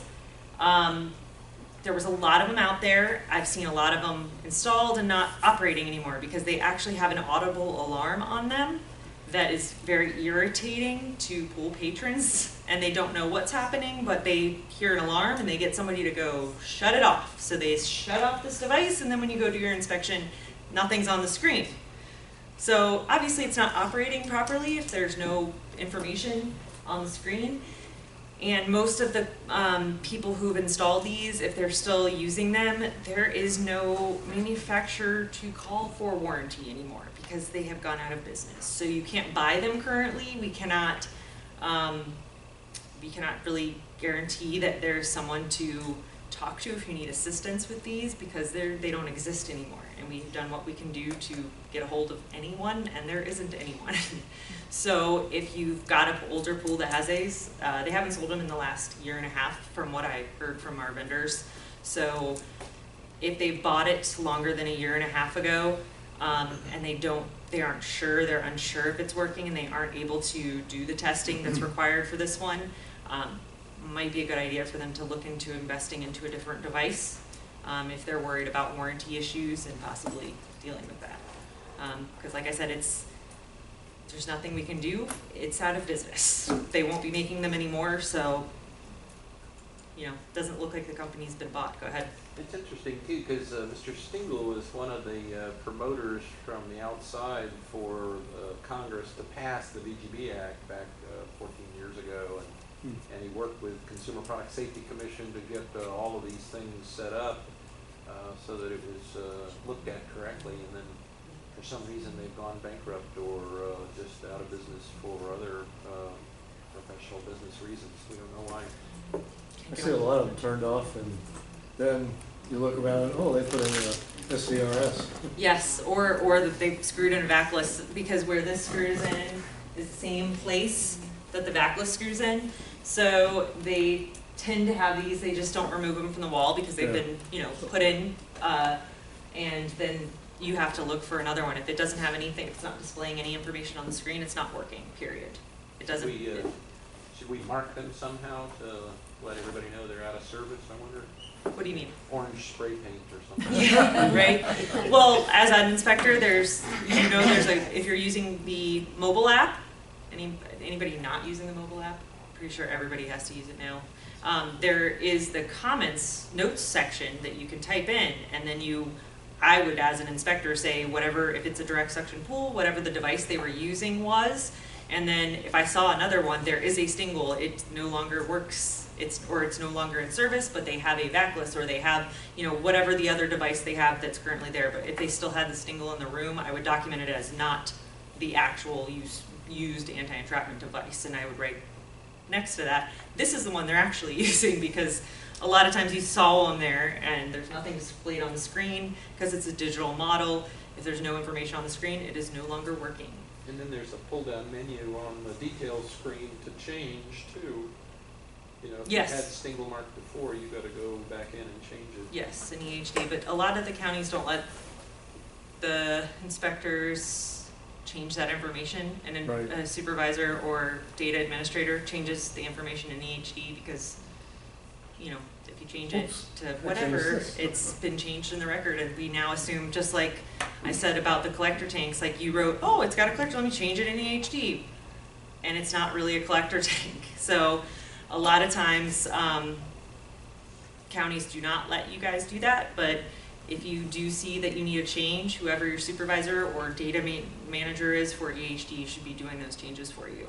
Let them know anytime you see, hey, it said in EHD it's this, or on my details page that it's this, but it's actually this, they can go in and change that information for you pretty easily. And you want it to be accurate because, like I said, we have a lot of pools listed that possibly aren't actually gravity tanks and are actually direct suction pools, and that information is really important when we're looking at things because, like Bob said, you know, there's about 4,000 out there. Well, there may be more because if the information was changed by someone who didn't really know what they were looking at, then it's now actually a direct suction pool.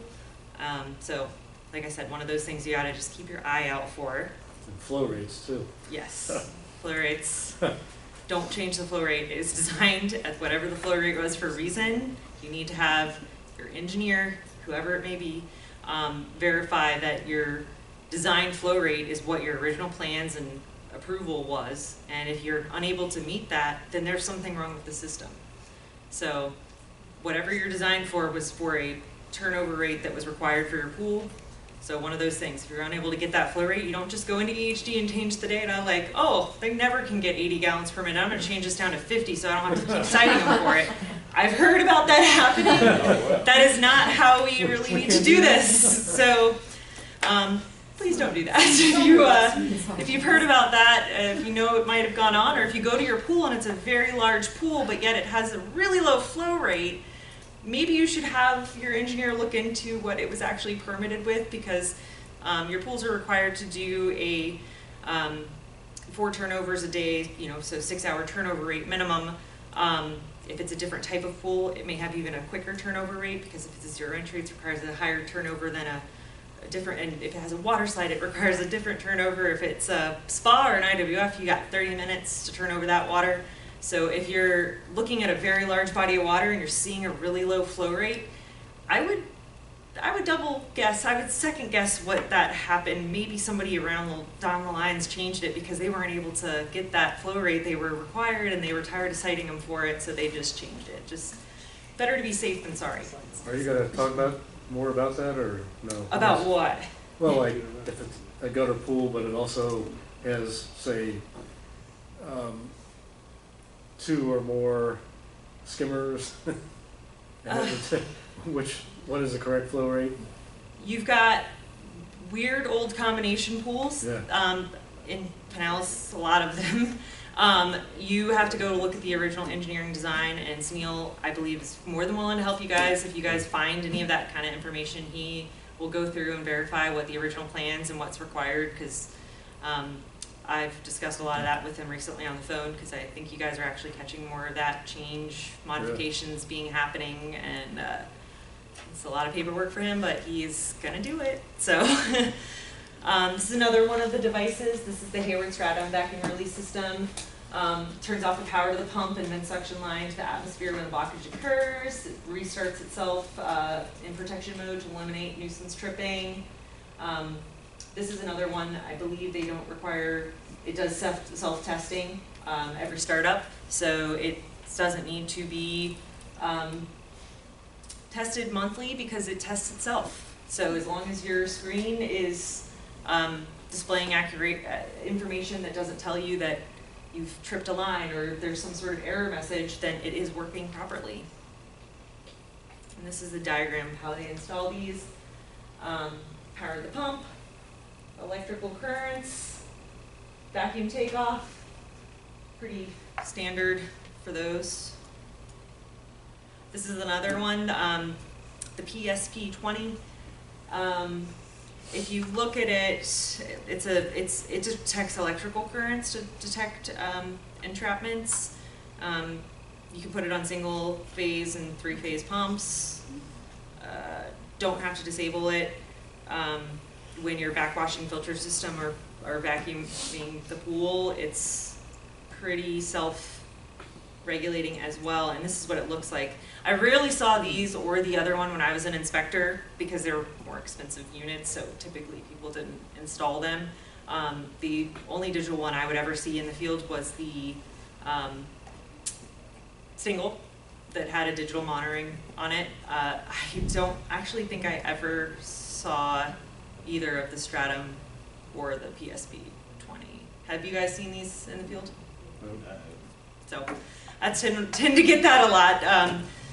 So if you do see them and you have questions about it, I'm here for you if you need to ask. But I've talked to those manufacturers a lot. Actually, this PSP 20 guy would like to do a test in Florida with the suction limiting vents to see if his device will be able to be used with suction limiting vents, but I haven't found anybody that's using his device in Florida. So if you have one, let me know, because this guy's willing to pay for testing. And like I said, it's one of those things, if you don't know what kind of device you have, we can find out for you if you send pictures of your pump room and pictures of your equipment. If we can't determine from the pictures, we'll come out. If you're worried that there's potential risk, we're here for you.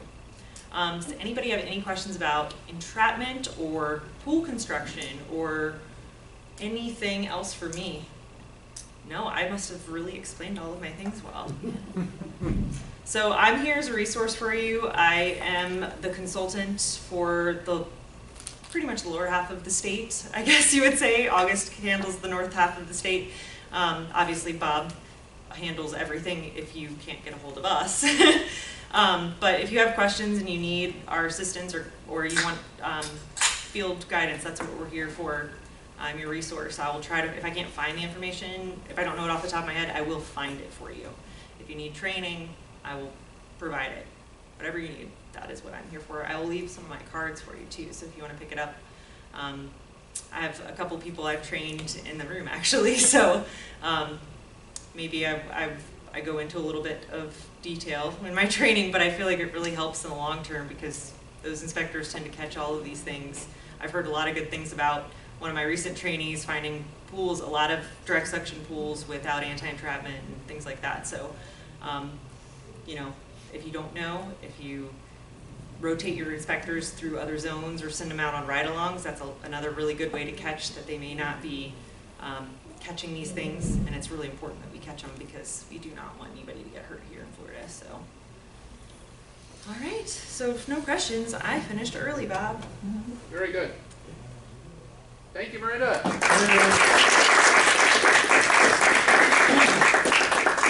And I'll leave some cards on the table up here if you want to get a hold of me.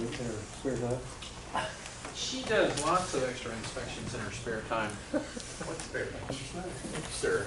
So I don't know if we're on the sunset or the sunrise of the pool program. I think we're on sunrise, and that's why I got this here. I often wonder, you know, what's going to happen next, but we've really solved a lot of problems in the last 4 years. And the thing, of course, that Miranda has showed you already, and it's really important to realize, is every one of the engineering counties still exists and has to actually review the plans of a new public pool that's going to be built. We have the authority in the statute, we have the authority in our rule, and we review it for everything that's in the building code. We have a couple of things in our code that we add to it, like the safety plan we talked about.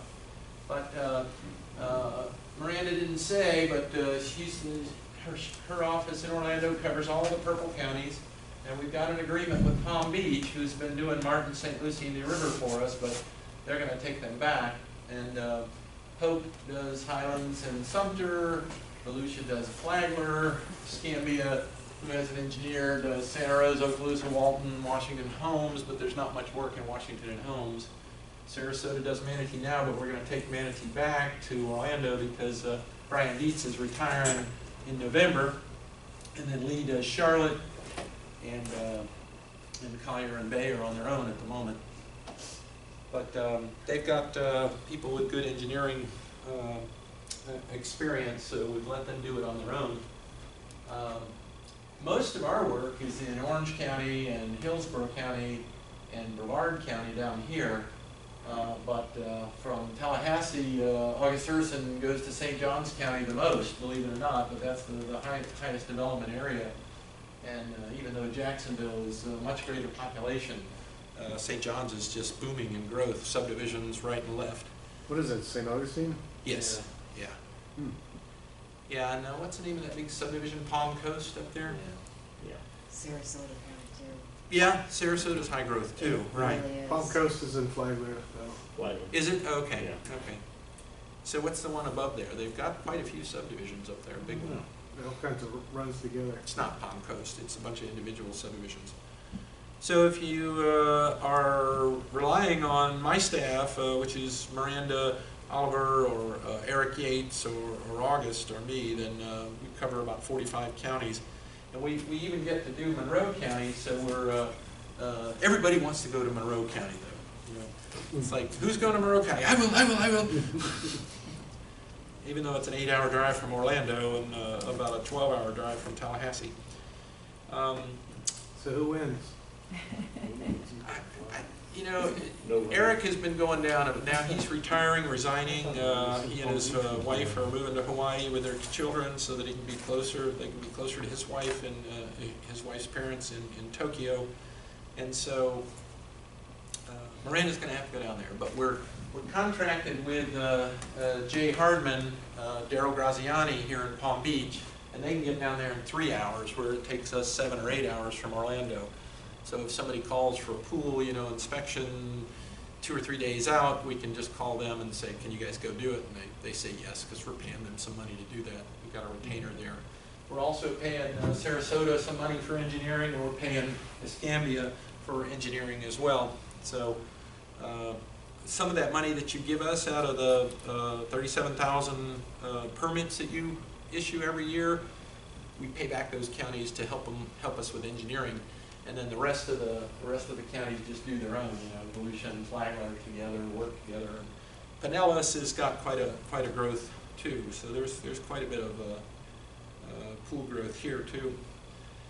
She showed you this. This is an important document. This is the swimming pool permitting process as of 2014. Hard to read here, I know, but what we did is we joined we worked with this coalition. This is the Building Officials Association of Florida, the Florida Swimming Pool Association, and United Pool and Spa Association. These are both the private contractors and engineers associations that build public pools in the state. And they're actually joining together soon. They're still going to be FSPA, but they're going to join back together. You know, they split up about 30 years ago when they didn't like each other or they had different opinions, but now they have the same opinion. And these two groups, well, this one alone has a budget, an annual budget of $1.8 million, and a lot of that includes lobbying. So they didn't like what the statutes had changed back in 2012, and so with the Building Officials Association, we got together with them, worked through quite a few of the issues with the permitting sequence, and set it up so that in the statute, this is the exact way you have to get a permit. You know, you have to drop off the plans and application with us first at DOH, and then we give them an acknowledgement letter, and then they take that acknowledgement letter and their same plans and application and specs and go to the building department and leave them there. So then we look at those plans and specs, and in 30 or 40 days or less, if we can, we give them comments on what they've drawn, and we tell them all of the building code violations, because we know the building officials don't know what those are. In most cases, the building officials kind of defer to us and they wait for us because they don't want to make a mistake, and they've made lots of mistakes prior to 2014 and even still recently. What happens is, you know, they have staff that are plan reviewers, and they know the rest of the code real well, but the pool code is pretty darn specific, and so it's difficult for them to learn that and see that on the plans. So we use that 12-page checklist that Miranda showed you, and we go through that, and my staff all use that, and now all the engineering staff in the other counties use that as well.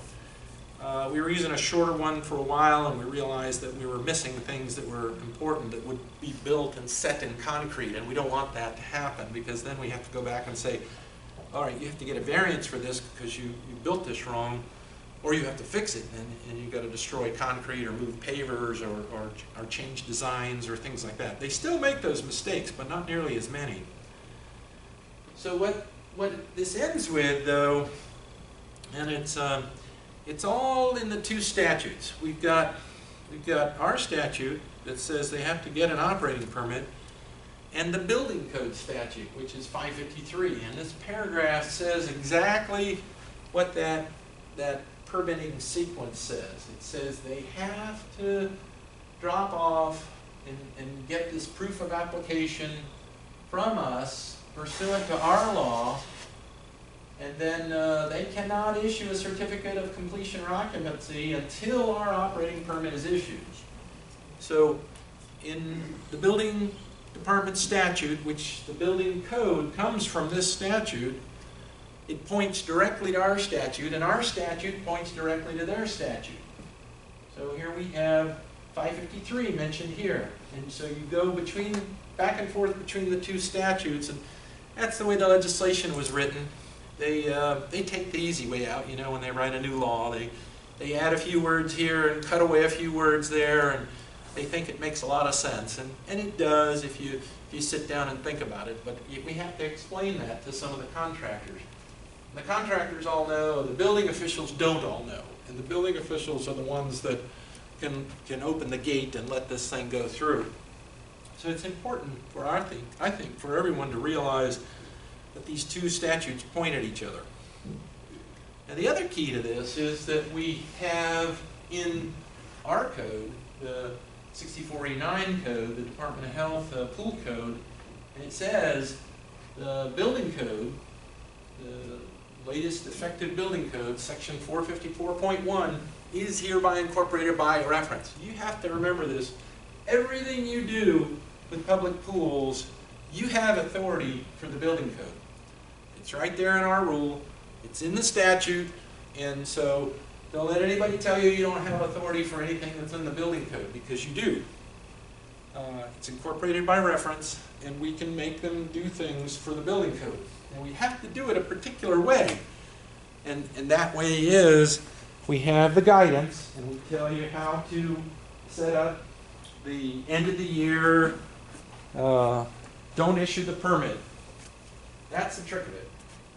And Miranda had the guidance up there that showed the type A violation, where you would close a pool for a building code violation immediately for a safety hazard.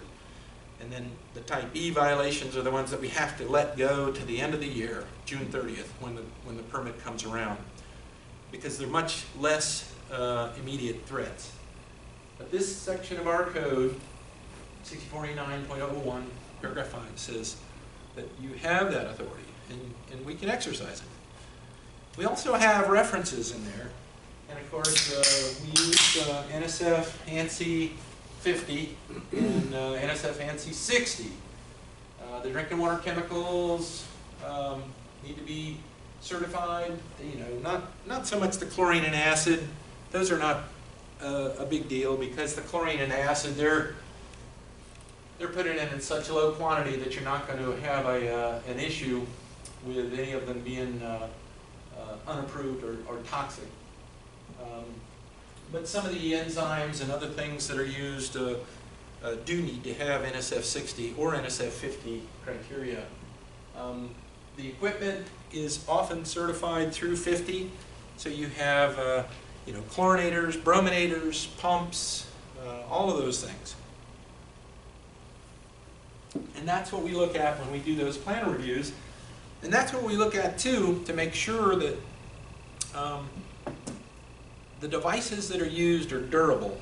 Basically, that's what it says. This is a durable product. It's been tested for 2,000 hours of use life, and it's non-toxic. It won't bleed chemicals out of the plastic or out of the filter, but it's a durable product, and that's what the ratings are for. So it's non-toxic and it's durable. And rather than us trying to continue to do certifications for products like we did 30 years ago, up until about 20 years ago, we just point to NSF 50 and we say needs to be certified by NSF 50. So that makes it easier. And then she mentioned the standards for these safety vacuum release systems. There's 2 standards out there that are referenced right in our statute. Our statute, you know, for the safety vacuum release systems is 514.0315. That was passed. That is the VGB Act. That is the federal act put into our statute. And that's that references these 2 standards for these devices. It tells you all about testing. It tells you how the manufactured products have to be tested, have to be made, have to be labeled. It's just like an NSF certification, just like an NSF standard. You're probably familiar with it, but ASTM is American Society for Testing of Materials, and ASME is American Society of Mechanical Engineers. They both have a standard that addresses the same thing. I guess they were racing to get that done. One was done in 2004 and hasn't been updated, but the 2010 one is the latest. Well, I think there's a 2011 one for the ASME. Anyway, those are the things that are listed in our statute, and those are the things that say these things have to be tested on a regular basis. Actually, it says you have to do what the manufacturer says, and that's why Miranda researched that real well with those 8 or 9 different SVRSs and found, in talking to each of the manufacturers and looking at their manufacturing, operating, and installation guidance booklets, that they have a difference in there of how they actually have to be tested, or how often they have to be tested. When they're put on, they have to be tested 3 times, and you can do it by slamming a valve shut or using that rubber mat right on the drain cover like she talked about. Either one works. You just want to sense that vacuum that is occurring in the line as though a body were entrapped, and then you can, and then the device will shut off the pump or make it cavitate so that it doesn't have suction anymore. And there's a time frame. There's 4.2 seconds where it has to release that body that's entrapped. And that won't stop evisceration. And of course, that Amanda, the Virginia Graham Baker Act, you know, from the federal government was named after the young girl that had her hair entangled in the spa at her home. She was one of the, you know, the Baker family children, and she was drowned. But the girl up in Minnesota that was eviscerated is what pushed it through Congress immediately after that occurred, where she had sat down on a non-protected sump on the bottom of a wading pool, and all of her intestines were pulled out of her, and she died about 6 months later. She was the 3rd one of those that had occurred in the U.S., and that's why this was all passed.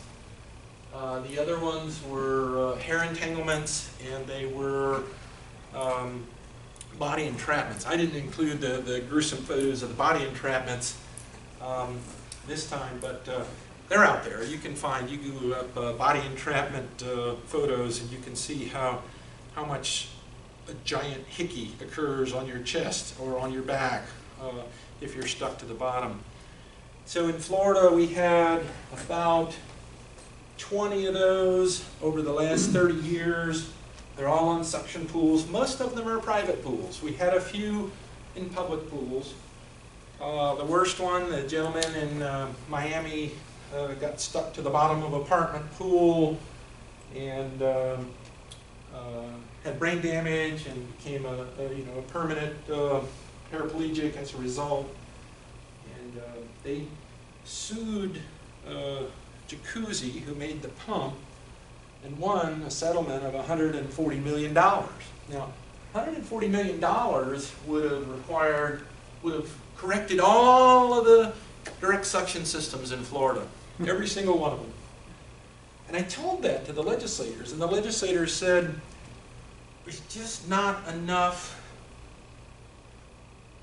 fatalities in Florida for us to require that all pools have collector tanks. So let's go ahead and put all these little SVRS devices in that the federal government allows.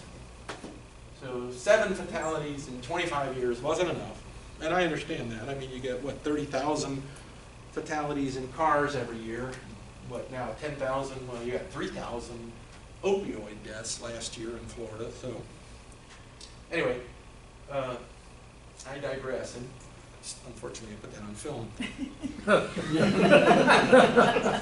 But they said that let's do this. And so if we're going to do this, we got to do it right. We've got to go out there and make sure these things are on there. Got to make sure that they're working. Got to make sure they're testing. So we put that all in the rule. You've got the authority in the statute. You've got the authority to close the pool if it's not done right. And that's what we're hoping will happen. And over time, all of these things will be corrected. So there's about 4,000 direct suction pools in the state. During that window of 2.5 years before they caught up with us and changed the law, we had 900 wading pools and old spas abandoned, destroyed, because they didn't want to fix them. Or they had collector tanks put in. So that worked out pretty good. So, yeah.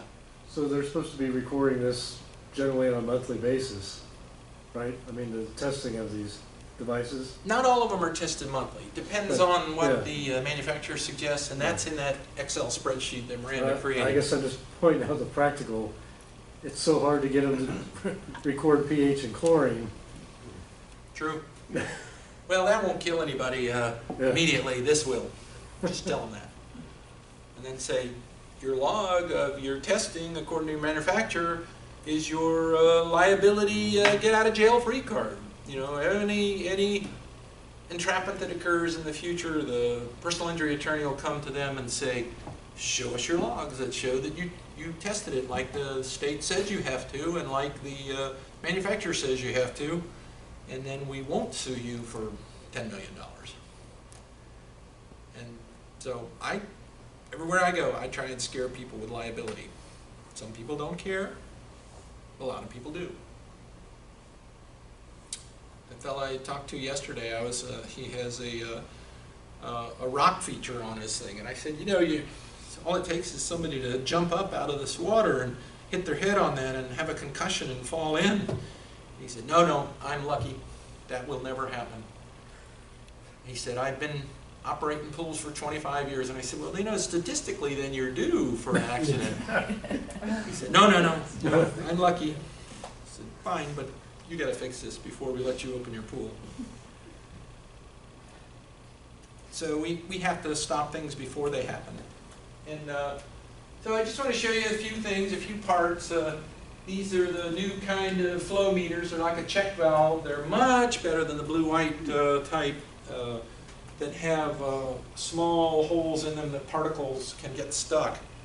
And I'm not saying that blue-white isn't a good one. I'm just saying they have high maintenance. These things are basically a check valve with a flap that has the meter on it, and they're now approved by NSF. The blue-white ones are good if they're maintained, but you do have to take them apart and clean them with muriatic acid if they get calcified, or get the sand grains out of them. And then they have modified them now to make them even more accurate than they were before, the blue-white. So if you think about number of violations we have, you folks do 100,000 inspections a year on 37,000 public pools. And you have about 140,000 violations found at those 100,000 inspections. And 20,000 of them are for flow meters. So they're either not working, or they're improperly sized, or they're stuck at the top, or they're stuck at the bottom, or something. And it's important to know how much water is flowing through there.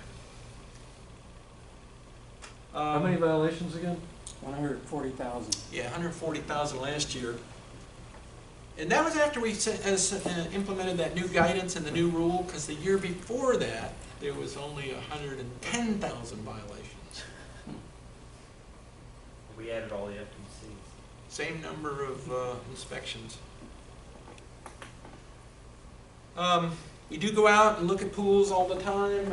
Staff do, and you do, of course, and here they're repairing an electrical goof up. And you know, we like to work with contractors. They're the lifeblood of the industry, and we have to make sure that they understand that things are critical for electrical safety and other kinds of safety. And I think it's important for you to befriend them where you can. And what was it that Churchill said? Trust but verify. And Reagan said that too. And everybody should trust but verify. Now here's my favorite sign that I've found lately, and you can see for yourself why. You have to find the mistake. Where's the mistake? And awesome. Yeah, do not swallow poo water. So that's a good idea. Yeah. Yeah. And it's funny they didn't notice that. So is that a violation? Well, we just had them put an L on there, and it was good. So August Urson is the field inspector out of Tallahassee, and here he's looking at an interactive water feature. These are very complex devices the way they're building them nowadays. They're trying to, in this one, they had a single pump that had electronics in it that would run the feature pumps over to the squirters for the kids to play in, and run the recirculation pump alternately. And that's a good thing. It could be done. It was only about a 100 GPM system, but it had the direct filtration, and it had the double chemical treatment system, and so it's as safe as it could get on the old style ones.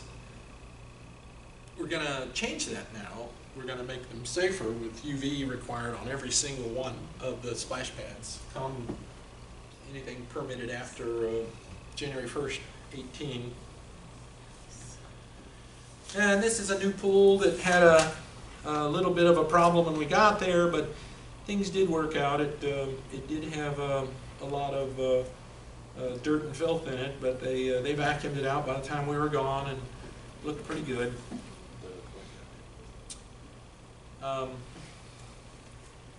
One of the things we're seeing now, and this is not a good shot of the top of these things, but let's see, I don't even have that here. These are those. Is that an endless pool? Yeah, it's a slide, 2 slides going into the side of the pool, and they're at a YMCA in Citrus County, and they bought this thing after the fact and brought it in and set it up. So they've got, you know, tubular slide going up 12 feet, 2 platforms up there, one at 12 feet, one at 8 feet. The kids climb up the platforms, and then so we made them put a safety attendant at the top and a lifeguard on the bottom, which YMCA has no problem with lifeguard on the bottom, but they have a safety plan because it's a climbable structure.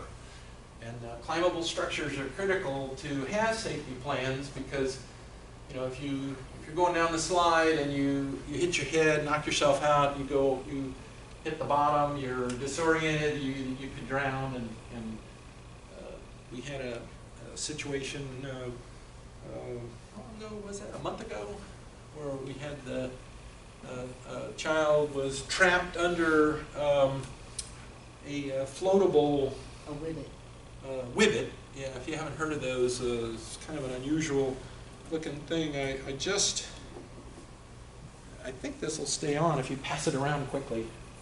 Yeah, that's essentially what they are. It's a floating park with all interconnected dominoes, floating pads where you can actually buy these things from England. And WIBIT, W-I-B-I-T. So the kid got either trapped or knocked himself out as he went under, and he was underwater for 1.5 minutes, and then went to the hospital for 5 days, and he came out okay, we think. But anyway, he survived. It was a non-fatal drowning.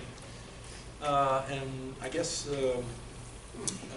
about 2 years before, when they proposed to put it in, they did the right thing. They asked for approval, and we can give approval to those things. And it was a safety plan that was necessary for any kind of climbable structure in a pool. And so the county health department gave him that. They didn't follow it. The owner or the manager of the property said to the health department, "Gee, I didn't know we had a safety plan. I put that sign up that said no lifeguards on duty, swim at your own risk, because that's what I wanted them to do." Well, that was a big liability mistake. So this group's going to be paying dearly, or his insurance company's going to be paying dearly. Luckily, the boy didn't drown. But we do have other drownings. And quite often they are not necessarily from safety plans, but we have had a few. We had in Lee County, you know, in January, 2 young children died, fatalities from drowning in an exempt condo. You know, we exempt the condominiums that are under 32 under the statute, and the people had taken the fence out. There was no longer a 4-foot fence around the pool. Now, you can't do that at a private home, you can't do that at an exempt condo, but they did it, and the children wandered out of the parents' apartment and into the pool and weren't found for a good half hour. Mistake, big mistake. And then occasionally we have things that aren't safety planned, but we have protection, but it doesn't always work. You may have read about the apartment complex in Orlando 8 years ago where 2 teenagers went swimming, somehow got into the deep end of the pool. They didn't swim well. They were drowning. The father went to save them, and there was no life hook. You know, the body hook, the shepherd hook, there was none. So he jumped in to save them, and all 3 of them drowned. So those kind of tragedies can be prevented with all the safety equipment and the engineering that we do, but still they can be circumvented. And it's unfortunate. So this one is not legally done, but we allowed it with a variance. You're supposed to have these bottom parts of the slide level with the pool water and coming in straight away. So they could have notched the deck out here and laid it in here just nice and smooth right across the gutter. This way you tend to dump the person downward, and so they could hit the bottom. It's about, as you can see, maybe 4 feet deep from, unless that guy is really short. It's about 4 feet deep at the end of the, well, it says 4 feet. I think it was like 3'10", which is okay within the range of what's allowable. But you mentioned the one drowning was due, did you say there was no fence, or they took the fence up? They took the fence down, yeah. Yeah. The condo association decided they didn't like the fence, it wasn't pretty, so they took it down. Because there was a pool in my old area right on the Gulf, on the beach.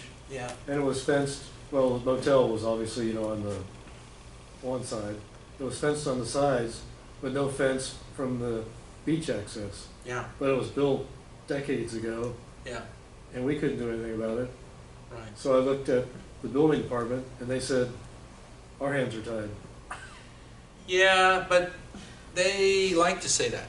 Oh. And so you need to find in their code where it says they have the authority, and you say, what about this section? This is the section that you can impose, and I do that in the letters that I write them all the time. When we find an error, I say, you need to rescind that CO that you just issued because they violated this, this, and this of your building code, and I'm telling you, these things are violations that are going to kill somebody.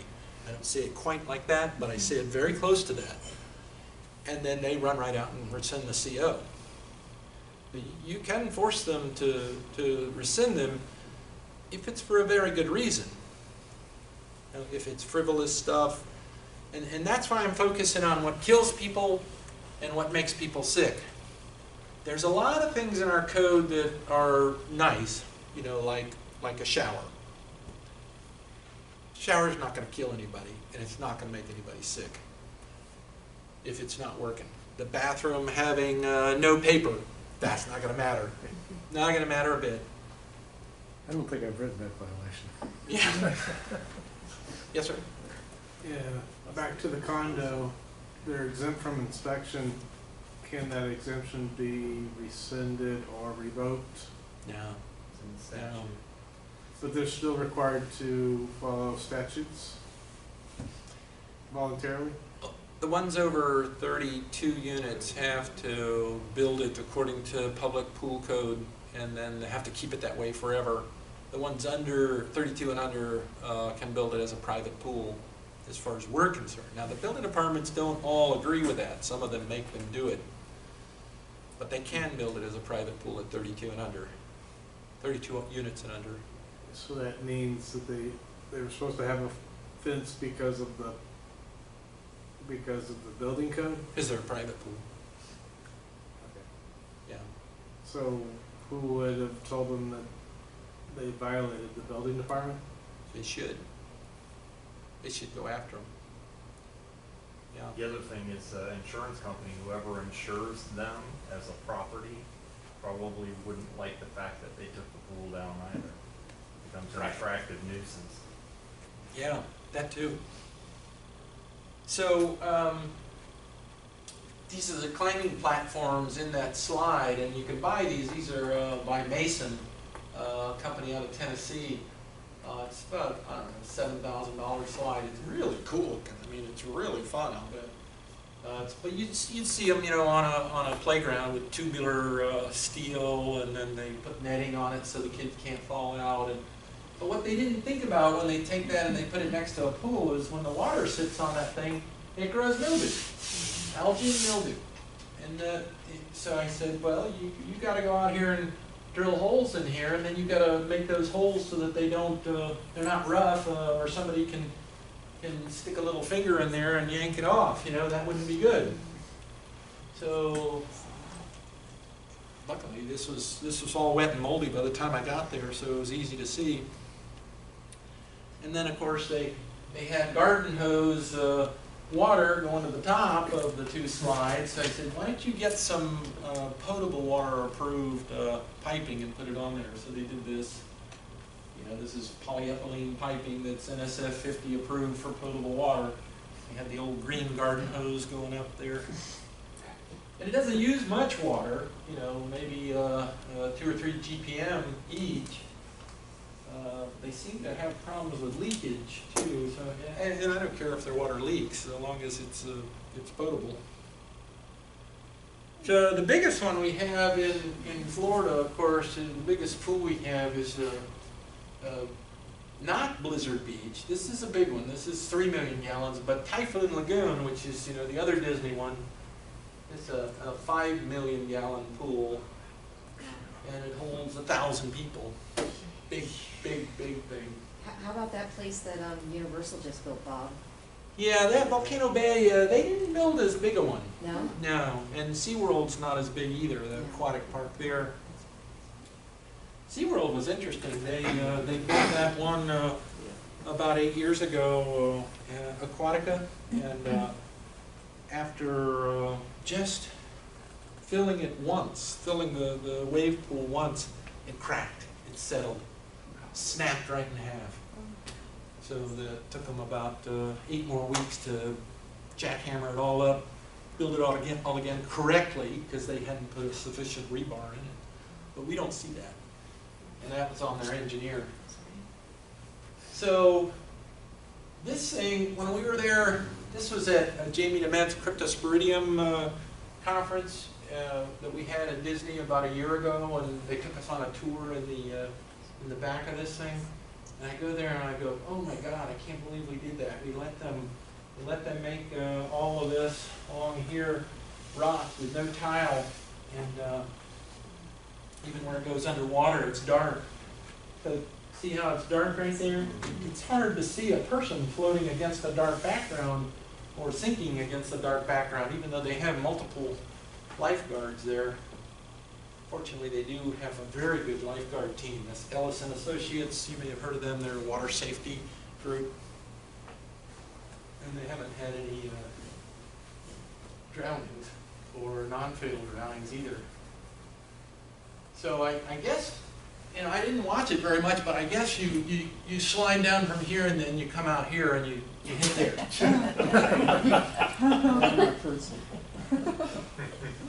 think I've seen a picture. So that's the best of the best example of a very large public pool, very well run, very well operated, very well funded.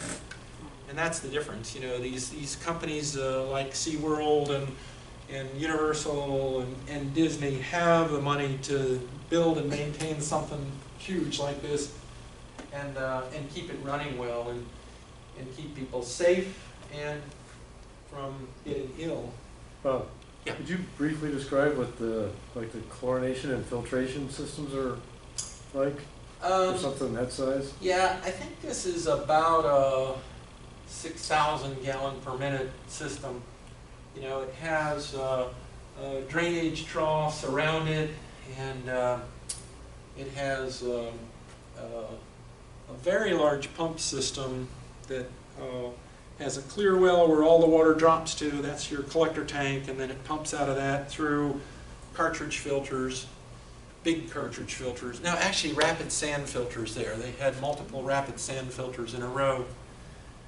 Nobody likes to use chlorine gas anymore. I don't think we got more than 1 or 2 chlorine gas places left in the state. They have their hypochlorous acid brought in big vats, you know, and so bleach, the 12% bleach. Is it Stenner? No, they use some injectors with the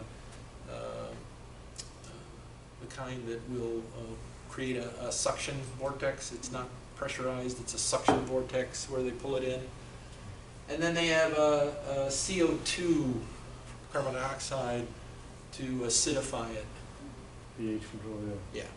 So that's similar to what we see in a big city pool. It would be, yeah. Well, city pools aren't this big. No, they're I mean close. the filtration Yes. and chlorination. Oh yeah, it's the described. same stuff, just magnified by 8 or 9. Yeah, 6,000 GPM is a pretty big flow. I have a North Shore pool that's probably, I think it's around 500-600 GPM. Yeah, that's big. So the fun thing is, not on this one, I went to Typhoon Lagoon, they fill these chambers up inside the back of the wave generator machine. So they fill these basically boxes, you know, concrete boxes that are set on end. They're about 30 feet tall, and they fill them with the water that's been treated. So they got 8 of them in a row, and so they fill them up, and they decide how big the wave is by how high they fill it up. You know, they can set it at 20 feet, which generates a 5-foot wave, or they can set it at 25 feet of water, which generates a 7-foot wave, or they can set it at 30 feet and they get a 9-foot wave out of there, they said. And they have 8 of these things, so they fill up. That's why it takes so long, you know, when you're there. They have to wait for each one, all of these things to fill up, and then the computer automated thing activates the valve at the bottom, and all the water rushes out on all 8 of them, you know. So you get I don't know, 100,000, 200,000 gallons of water coming out all at once. So it's kind of a noisy operation, actually. And then there's the people that don't want to spend any money on their pools. And this isn't exactly a pool, but we had this company come and say, you know, we want to recycle the water, so how would we do that? And we said, well, we don't want you to recycle the water. Just use straight fire hydrant water and flush it down and throw it away. So they did, and we don't regulate them because of that. You know, we only regulate filtered water that's chlorinated. We don't regulate non-filtered water. And that's what we wanted. We didn't want to be involved with this. So this one was in Tallahassee. It's on a beautiful, beautiful slope, College Avenue, you know, down from up at the top, down about 100 feet down in this 1,000-foot slide. So these people were whizzing down that thing. I watched it for a good hour. I just couldn't stop. It was mesmerizing. Did you go down the slide? No. I would have if I'd had my bathing suit. That looked like fun. So they put rubber pads on the concrete so that you know, this is a single layer of polyethylene, you know, liner, and then these are all inflated by portable pumps with portable generators, air pumps with portable generators. But unfortunately for them, they had, where they crossed Bruno Street, it was a very windy day, and it was blowing through that alleyway, or that corridor, and it lifted this side up, and I caught it just before it separated and destroyed itself. So this is it, some guy's trying to hold it down here. You know, this is about 4 feet off the ground right here. And the people were down to here. This is a security guy. He's trying to hold it down, anchor it down. They've got sandbags to anchor it down. People in the middle have got pinched, of course. This one's just cruising along. But you can see the height difference. Here's the beginning, and you can see the end right down here. It's a good, I think it's about an 80-foot drop in 1,000 feet. Is that near FSU? Yeah, that would lead right into FSU, the main area. So that's what happened, and they fixed it pretty quickly. You know, these things are all Velcroed together. This is all Velcroed together. It's made to be disassembled and folded up and put on a truck and go to the next city. So it's no big deal for them to repair all this in just 20 minutes. They stopped the line, and that was good. You know, they didn't know who I was. I was just walking around with my camera, just like everybody else was, going, "Wow, this looks like fun." So where those squirters are, each one of these little things here has water squirters so that you can keep it wet. They're about every 100 feet, and then they take the fire hydrant water and split it up and send it to each one of those. And they pay about $5,000 for that water. That's why they wanted to recirculate the water. But they didn't bother to do much with the generators. That's the ground that would have been in the ground had they done it right. And I found every one of the generators was like that. So, and that's not on us. That's the building department. Wow. Yeah. So another issue that we deal with a lot is slip resistance. And so what the building code says, and remember, we have that ability to enforce that, is that that's what it means. But this is what they have to tell us. They have to show us that tile products or anything you walk on in a pool shall be designated by the manufacturer as suitable for walking surfaces in wet areas. And that's to put the liability on them when somebody slips and falls. We don't want to have that. We don't want that. And you can do that a couple of different ways. We tell them, first you have to give us that statement from the manufacturer of this product, and then you have to show us how they proved that it was slip resistant. Well, there's a couple of different ways you can do that. Right now, this ANSI standard for slip resistance, the dynamic coefficient of friction on ceramic tile is what they've adopted in 2012 as their standard. There's a new one that they just came up with that I saw on the internet the other day. And so they do some testing with little rubber feet on pendulums, and it measures how much friction there is. And then they can say, yes, this is slip resistant because it's got, you know, the sand sprinkled in it, or the edges of the tile are, and I don't mean macro edges, I mean micro edges of the tile are sufficiently made so that they will stop you from slipping when you have wet feet and bare feet. So the trick of it is, though, both of these standards talk about flooring in level areas. And most of the pool areas where tile is used are not perfectly level. So they can send you a test from Solder Engineering out of California. It shows that they had a 12 by 12 sample of this solid step coat 3 applied to polished granite, and they did the pendulum test, and they got a wet coefficient of friction of 52, which is pretty good. That's pretty non-slip. But I asked them for both. I say, I need your lab test, and I need your statement that says, essentially, you're liable when somebody falls down, because it's not slip resistant enough. And then we get them sending us these things, you know, from the manufacturer that say, oh yeah, this spray-on stuff out of this aerosol can is great. It'll keep you from slipping.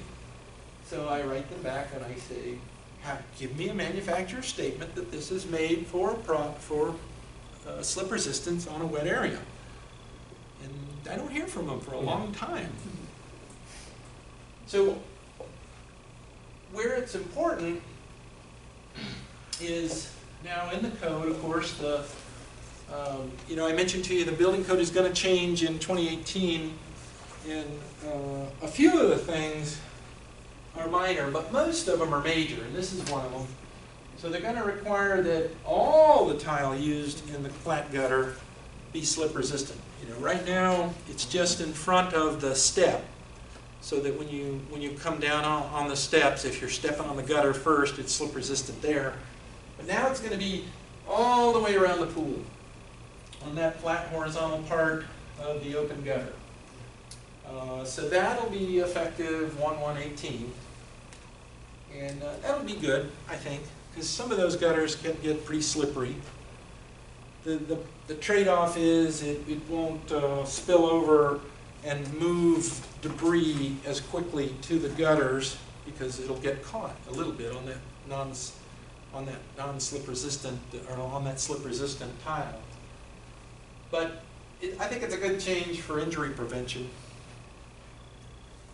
And the other place we need to worry about this is in these Epsom salt float tanks. This is that one-person sensory deprivation tank where we've got about 30 of these out there now.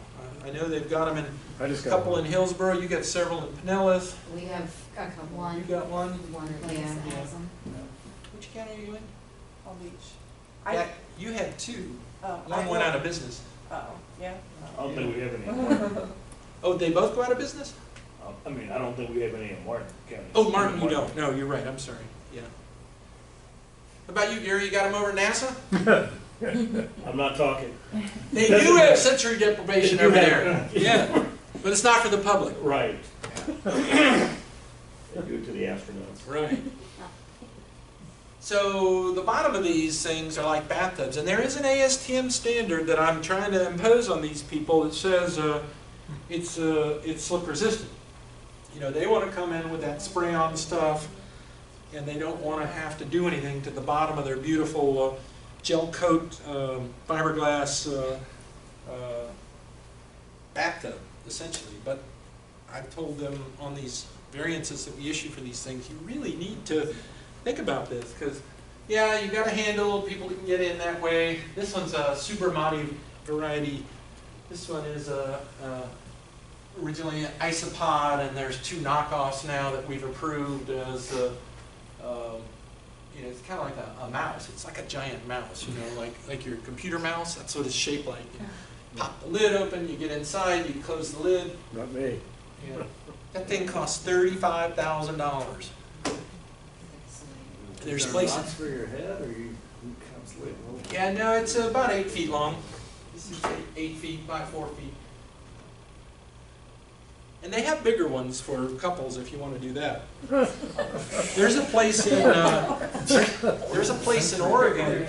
It's open 24/7 in Portland, Oregon. It's so popular. The guy says, I have people come in. It never stops. He says 24/7. He's got it open. I don't know. What about Portland? Isn't that a marijuana-free state or something? Are they all the same manufacturer, or is there? No, there's about 6 manufacturers in the States, and there's a couple in England, and there's several in China. I was going to say, I think ours came from China. Right, and that one was the problem because all the stuff they sent me didn't say it was UL listed. Right. So they had to get UL to come out and do an inspection. I don't know what it cost. I think it was like 10 grand. So he pays the guy in China $35,000 for a pod that he has to have 10 grand more spent on to get it UL electrically verified. And then the center feeders weren't NSF approved, so we had to take those out. Right. And he put in a erosion feeder. No. He took out the erosion and put in the stenters. Because the erosion we feeder. had 2 of them, so. We may be talking about, Yeah, that's true, you do, but an erosion feeder, typically they're putting in stabilized chlorine, and you don't want no, stabilized chlorine in one of he's these. using bromine. They have the choice. We tell them that you gotta use chlorine or you gotta use bromine. So to be quiet while you're in this thing, for your hour or 45-minute session, they turn the pump off. No recirculation. So we've said to them, you must have 5 turnovers of this 200 gallons of water in between each of your patrons.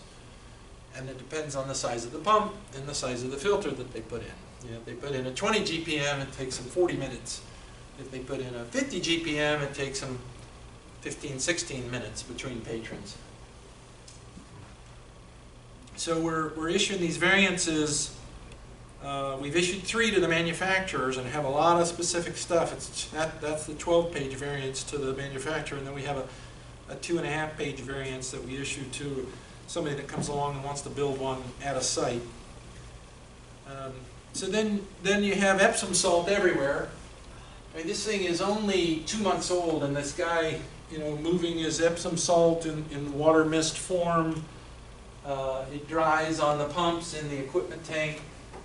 And I don't know what the lifespan of these things will be, but these things that's only about 2-3 months old. I haven't been back. That's in Seminole County at Total Zen Float. Lovely place. I didn't bring the homemade one that he made. He cut he went and got a big polyethylene tub, you know, like a septic tank, and cut it down the middle. And then he made hinges on it so you could get in it and he could close the lid. And we closed. We said, no, you can't use this. And I'll show you why later. The electrical connections. I mean, not only was it unsafe, it was disgusting. Looks like he cut his finger off down on the ground there, the blood. I don't know what that is. A lot of red here. I think that's paint. Oh, okay. So we specify the filter that he has to use. Or a customer. And then they are electronically run. This one's out of Norfolk, Virginia. He was the first one to get the manufacturer variants in Superior float tanks, James Ramsey. And then Bob Dapper out of Indianapolis has Royal Spa floats, and then Loic Cohen has Ocean Float Run. Those are the 3 manufactured ones. And then we've got 2 or 3 others that are in the works. So this was his homemade one, how he had set it up with everything you could think of. This is his CD player right here. Or maybe it's a radio, I don't know. That's probably a radio, a Sony radio. So, you know, we're walking around looking at the thing going, this doesn't look good. And then we get to this and we say, shut it down. Yeah, we called the building department and said, you guys ought to come out and look at this. So then we get back to normal, regular, everyday pools, and I need to ask you, do you think pH is sufficient on here? I mean, we don't know if it's acid or caustic. Should that be acid? Write acid on there? Or would you just say pH? Acid? I'm asking. Would you want it to say acid or caustic? I would. Yeah. You would? How many say yes, it should say acid?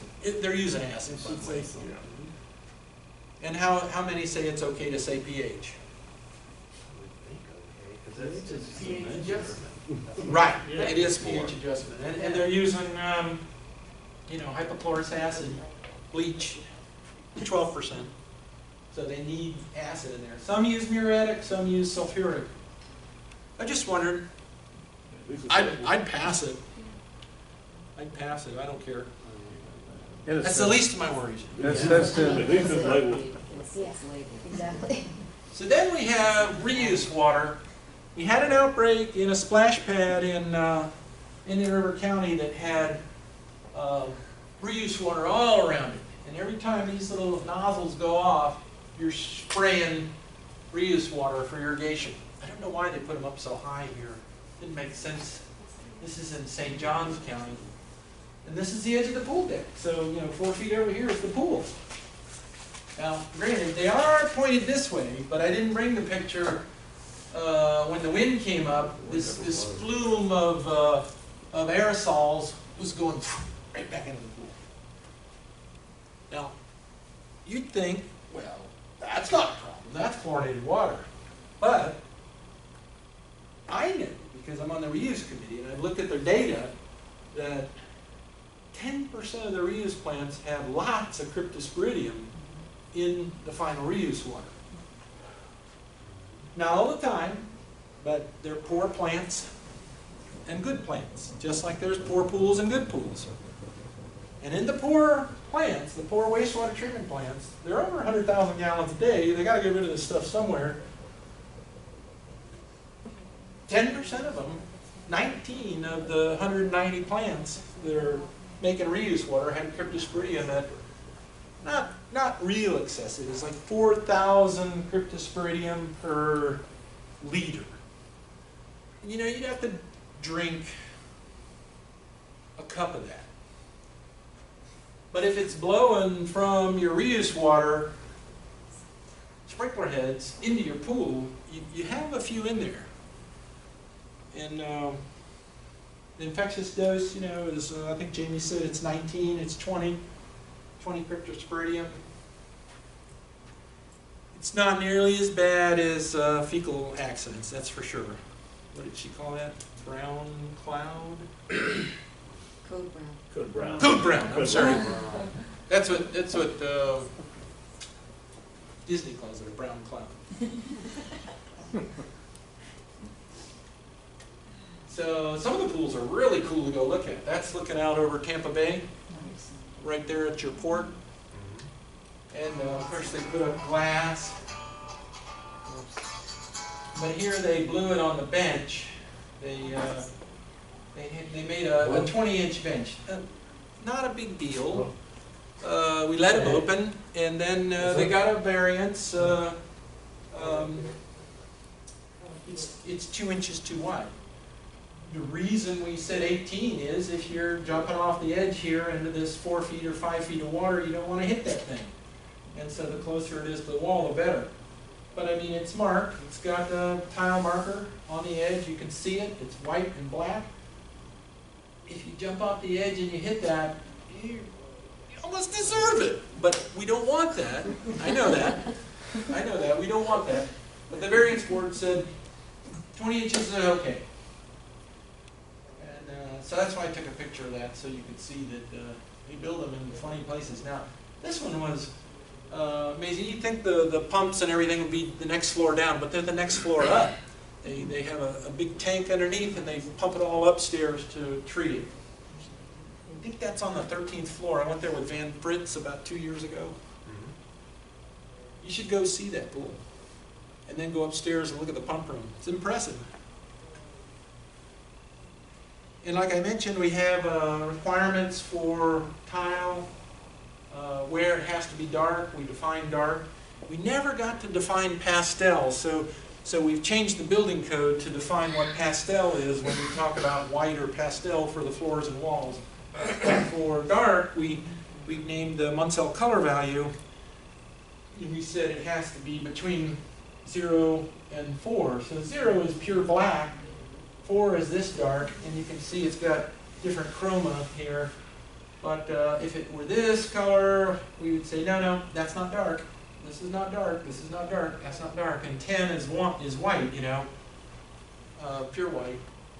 So these things basically are reflectance absorbance. You know, black absorbs 100%, white reflects 100%. And that's what we've done now in the building code. We've got a reflectance absorbance test. It's called luminosity reflectance value. I'll show you that in a minute. But anyway, we use these Munsell color charts to figure that out.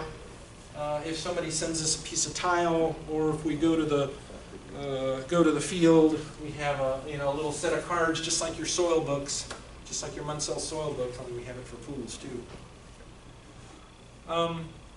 So then, the things that are going to change in the 2018. Oh my God, it's 6 o'clock. We're going to change some things. I mentioned before we're incorporated by reference, so we're going to change some things so that UV equipment will be required in in high-risk facilities for wading features, wading pools, water features, wading pools, and water activity pools. I'm sorry, interactive water features. And there it says they have to be, the UV has to be set up for the guidance manual of the US EPA, but that's not true if it's a interactive water feature built according to this section. And so that gets a little trickier. That section says that 100% of the water has to be first filtered. And then you can use a NSF certified ultraviolet light disinfection unit rather than the EPA validated one. It's just a little cheaper for 100 gallon per minute flow. This device costs $12,000 and the EPA validated one costs $20,000. So it helps. You're building a $70,000 thing, so you really want to have it right. So again, the other thing they're changing is the underwater lights don't have to have transformers and be low voltage anymore. So that'll be a big difference. We're going to allow sun shelves, and I didn't bring a picture of that, but I think I sent those out before. You know, right now the first step of the pool is 4 feet wide max. Now the first step of the pool could be 20 feet wide. That's a sun shelf. We've got lots of criteria there to keep it safe and to keep it water recirculated. We've already got 5 variances on those because we know all the words that are in the code, and 5 pool owners wanted to build one before the code changes. So I'll bring you some pictures of live ones soon. Oh, I think I forgot to do one there. Yeah, here's that color thing. So luminous reflectance value has an ASTM standard, and that's what we're going to use. These two combined give us a wet and a dry standard that can be done in the lab at the Marsite making company, you know, like Pebblecrete or Aquatech, that makes the Marsite coating on your pools with all the little black dots or blue dots in it. And it has to be at least 50% wet, 50% reflectant, right there. So that'll be in the code. And if somebody brings us a tile, we said, I don't know, doesn't look good, doesn't look like it's light pastel to me, we'll say, go do this test and prove to us. And then we got it. It's objective, it's not subjective. So the other thing is they are changing the deck obstructions, and it will allow 20 feet of deck obstruction or 10%, no, whichever is less, but only if it's less than 5 feet of water. That's because we don't want the deck obstructed in the deep zone where if you've got a 16-foot body hook pole, you can't reach down to the bottom from either side of that 20-foot obstruction to get to that person in the middle, you know? So less than 5 feet only. If it's greater than 5 feet, no obstruction there. And then they're going to bring back the repair resurfacing criteria. Remember that? Cross-brace ladders, new steps, new tile, everything will be coming back. Thank you, Florida Swimming Pool Association. So this is the first pool I ever swam in. No,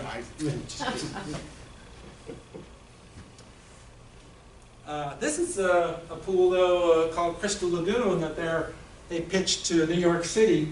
We're going to have 4 of these in our state. Not in the river like that, but that was such a dramatic picture.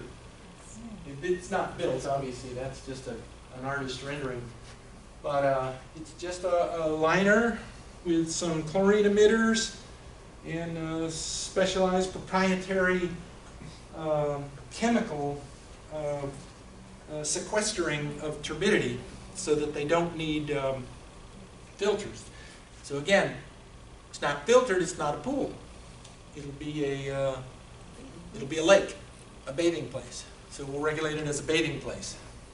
We got 1 in Pasco, 2 in Hillsborough, 1 in Miami, under construction. About 20 acres in Pasco, 10 acres in Hillsborough. and 2 or 3 acres. And if you go online, it's called Crystal Lagoons. It's a 20-acre lake in Santiago, Chile, where they built the first one. Seems to work pretty good. I think, though, with 50 inches of rain a year, I think they're going to be surprised what happens to their Crystal Lagoon. It's in Villa del Mar. Hmm? It's in Villa del Mar. Santiago's in the center of the country. But I thought it was in Santiago. No, it's Villa. That's where I was born. Really? Yeah. God, the president told us it was in Santiago. It's in the Pacific Ocean. Santiago's in the interior. Oh, it's not in the ocean. It's along the coast. It's Yeah, Pacific Ocean. Right along the Okay. Along the beach. Okay. Is it close to Santiago? Yeah, about 2 hours away. Well, that's something I learned today. Will these be on the beach in Florida? No, they're going to be inland. Inland. These are all inland. Yeah, the one in Pasco will be. They've got one for a park planned and then one for a subdivision. So what would the regulatory aspects be? Did they do the water Sample monthly for bacteria, just like a lake.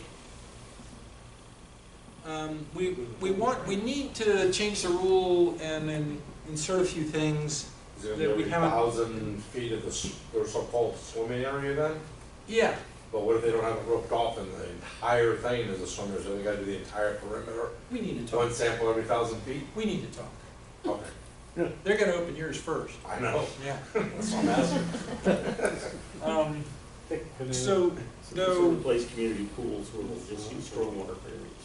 we need to change the rule for about 5 things, and this is one. We want us to put in there, must use NSF 50 feeders, must use NSF 60 chemicals.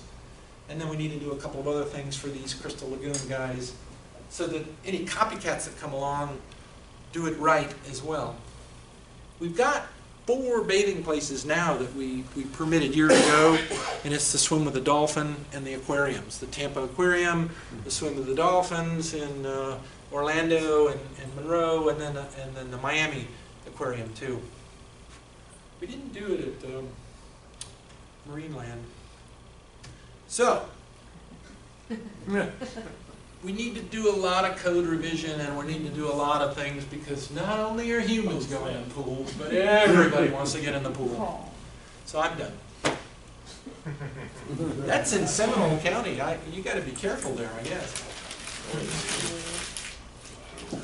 I have a question, Bob. Yeah. So you were talking about the FBC violations, how we weren't supposed to reissue permits for pools. How is the system going to do that? Because if you put a hold on a permit, it stops the permit being printed. It doesn't stop an invoice from being printed. Yeah, it does. We stopped that. Did you? Yeah. Okay. Flagging it like that keeps you from being able to print it as well as The invoice? owners of the pool. The invoice or the permit? The permit. Yeah, but the invoice still gets sent out. Right. Right. Yeah, all done. And that's why we've got cases where we've got people with FBC violations that we can't issue the permit to that have actually already sent us their money. So that makes it real difficult. Thank you so much for coming. Everybody got their certificate? Sorry I went over. Everybody signing the book or? 3.1. How about that? Yeah, everybody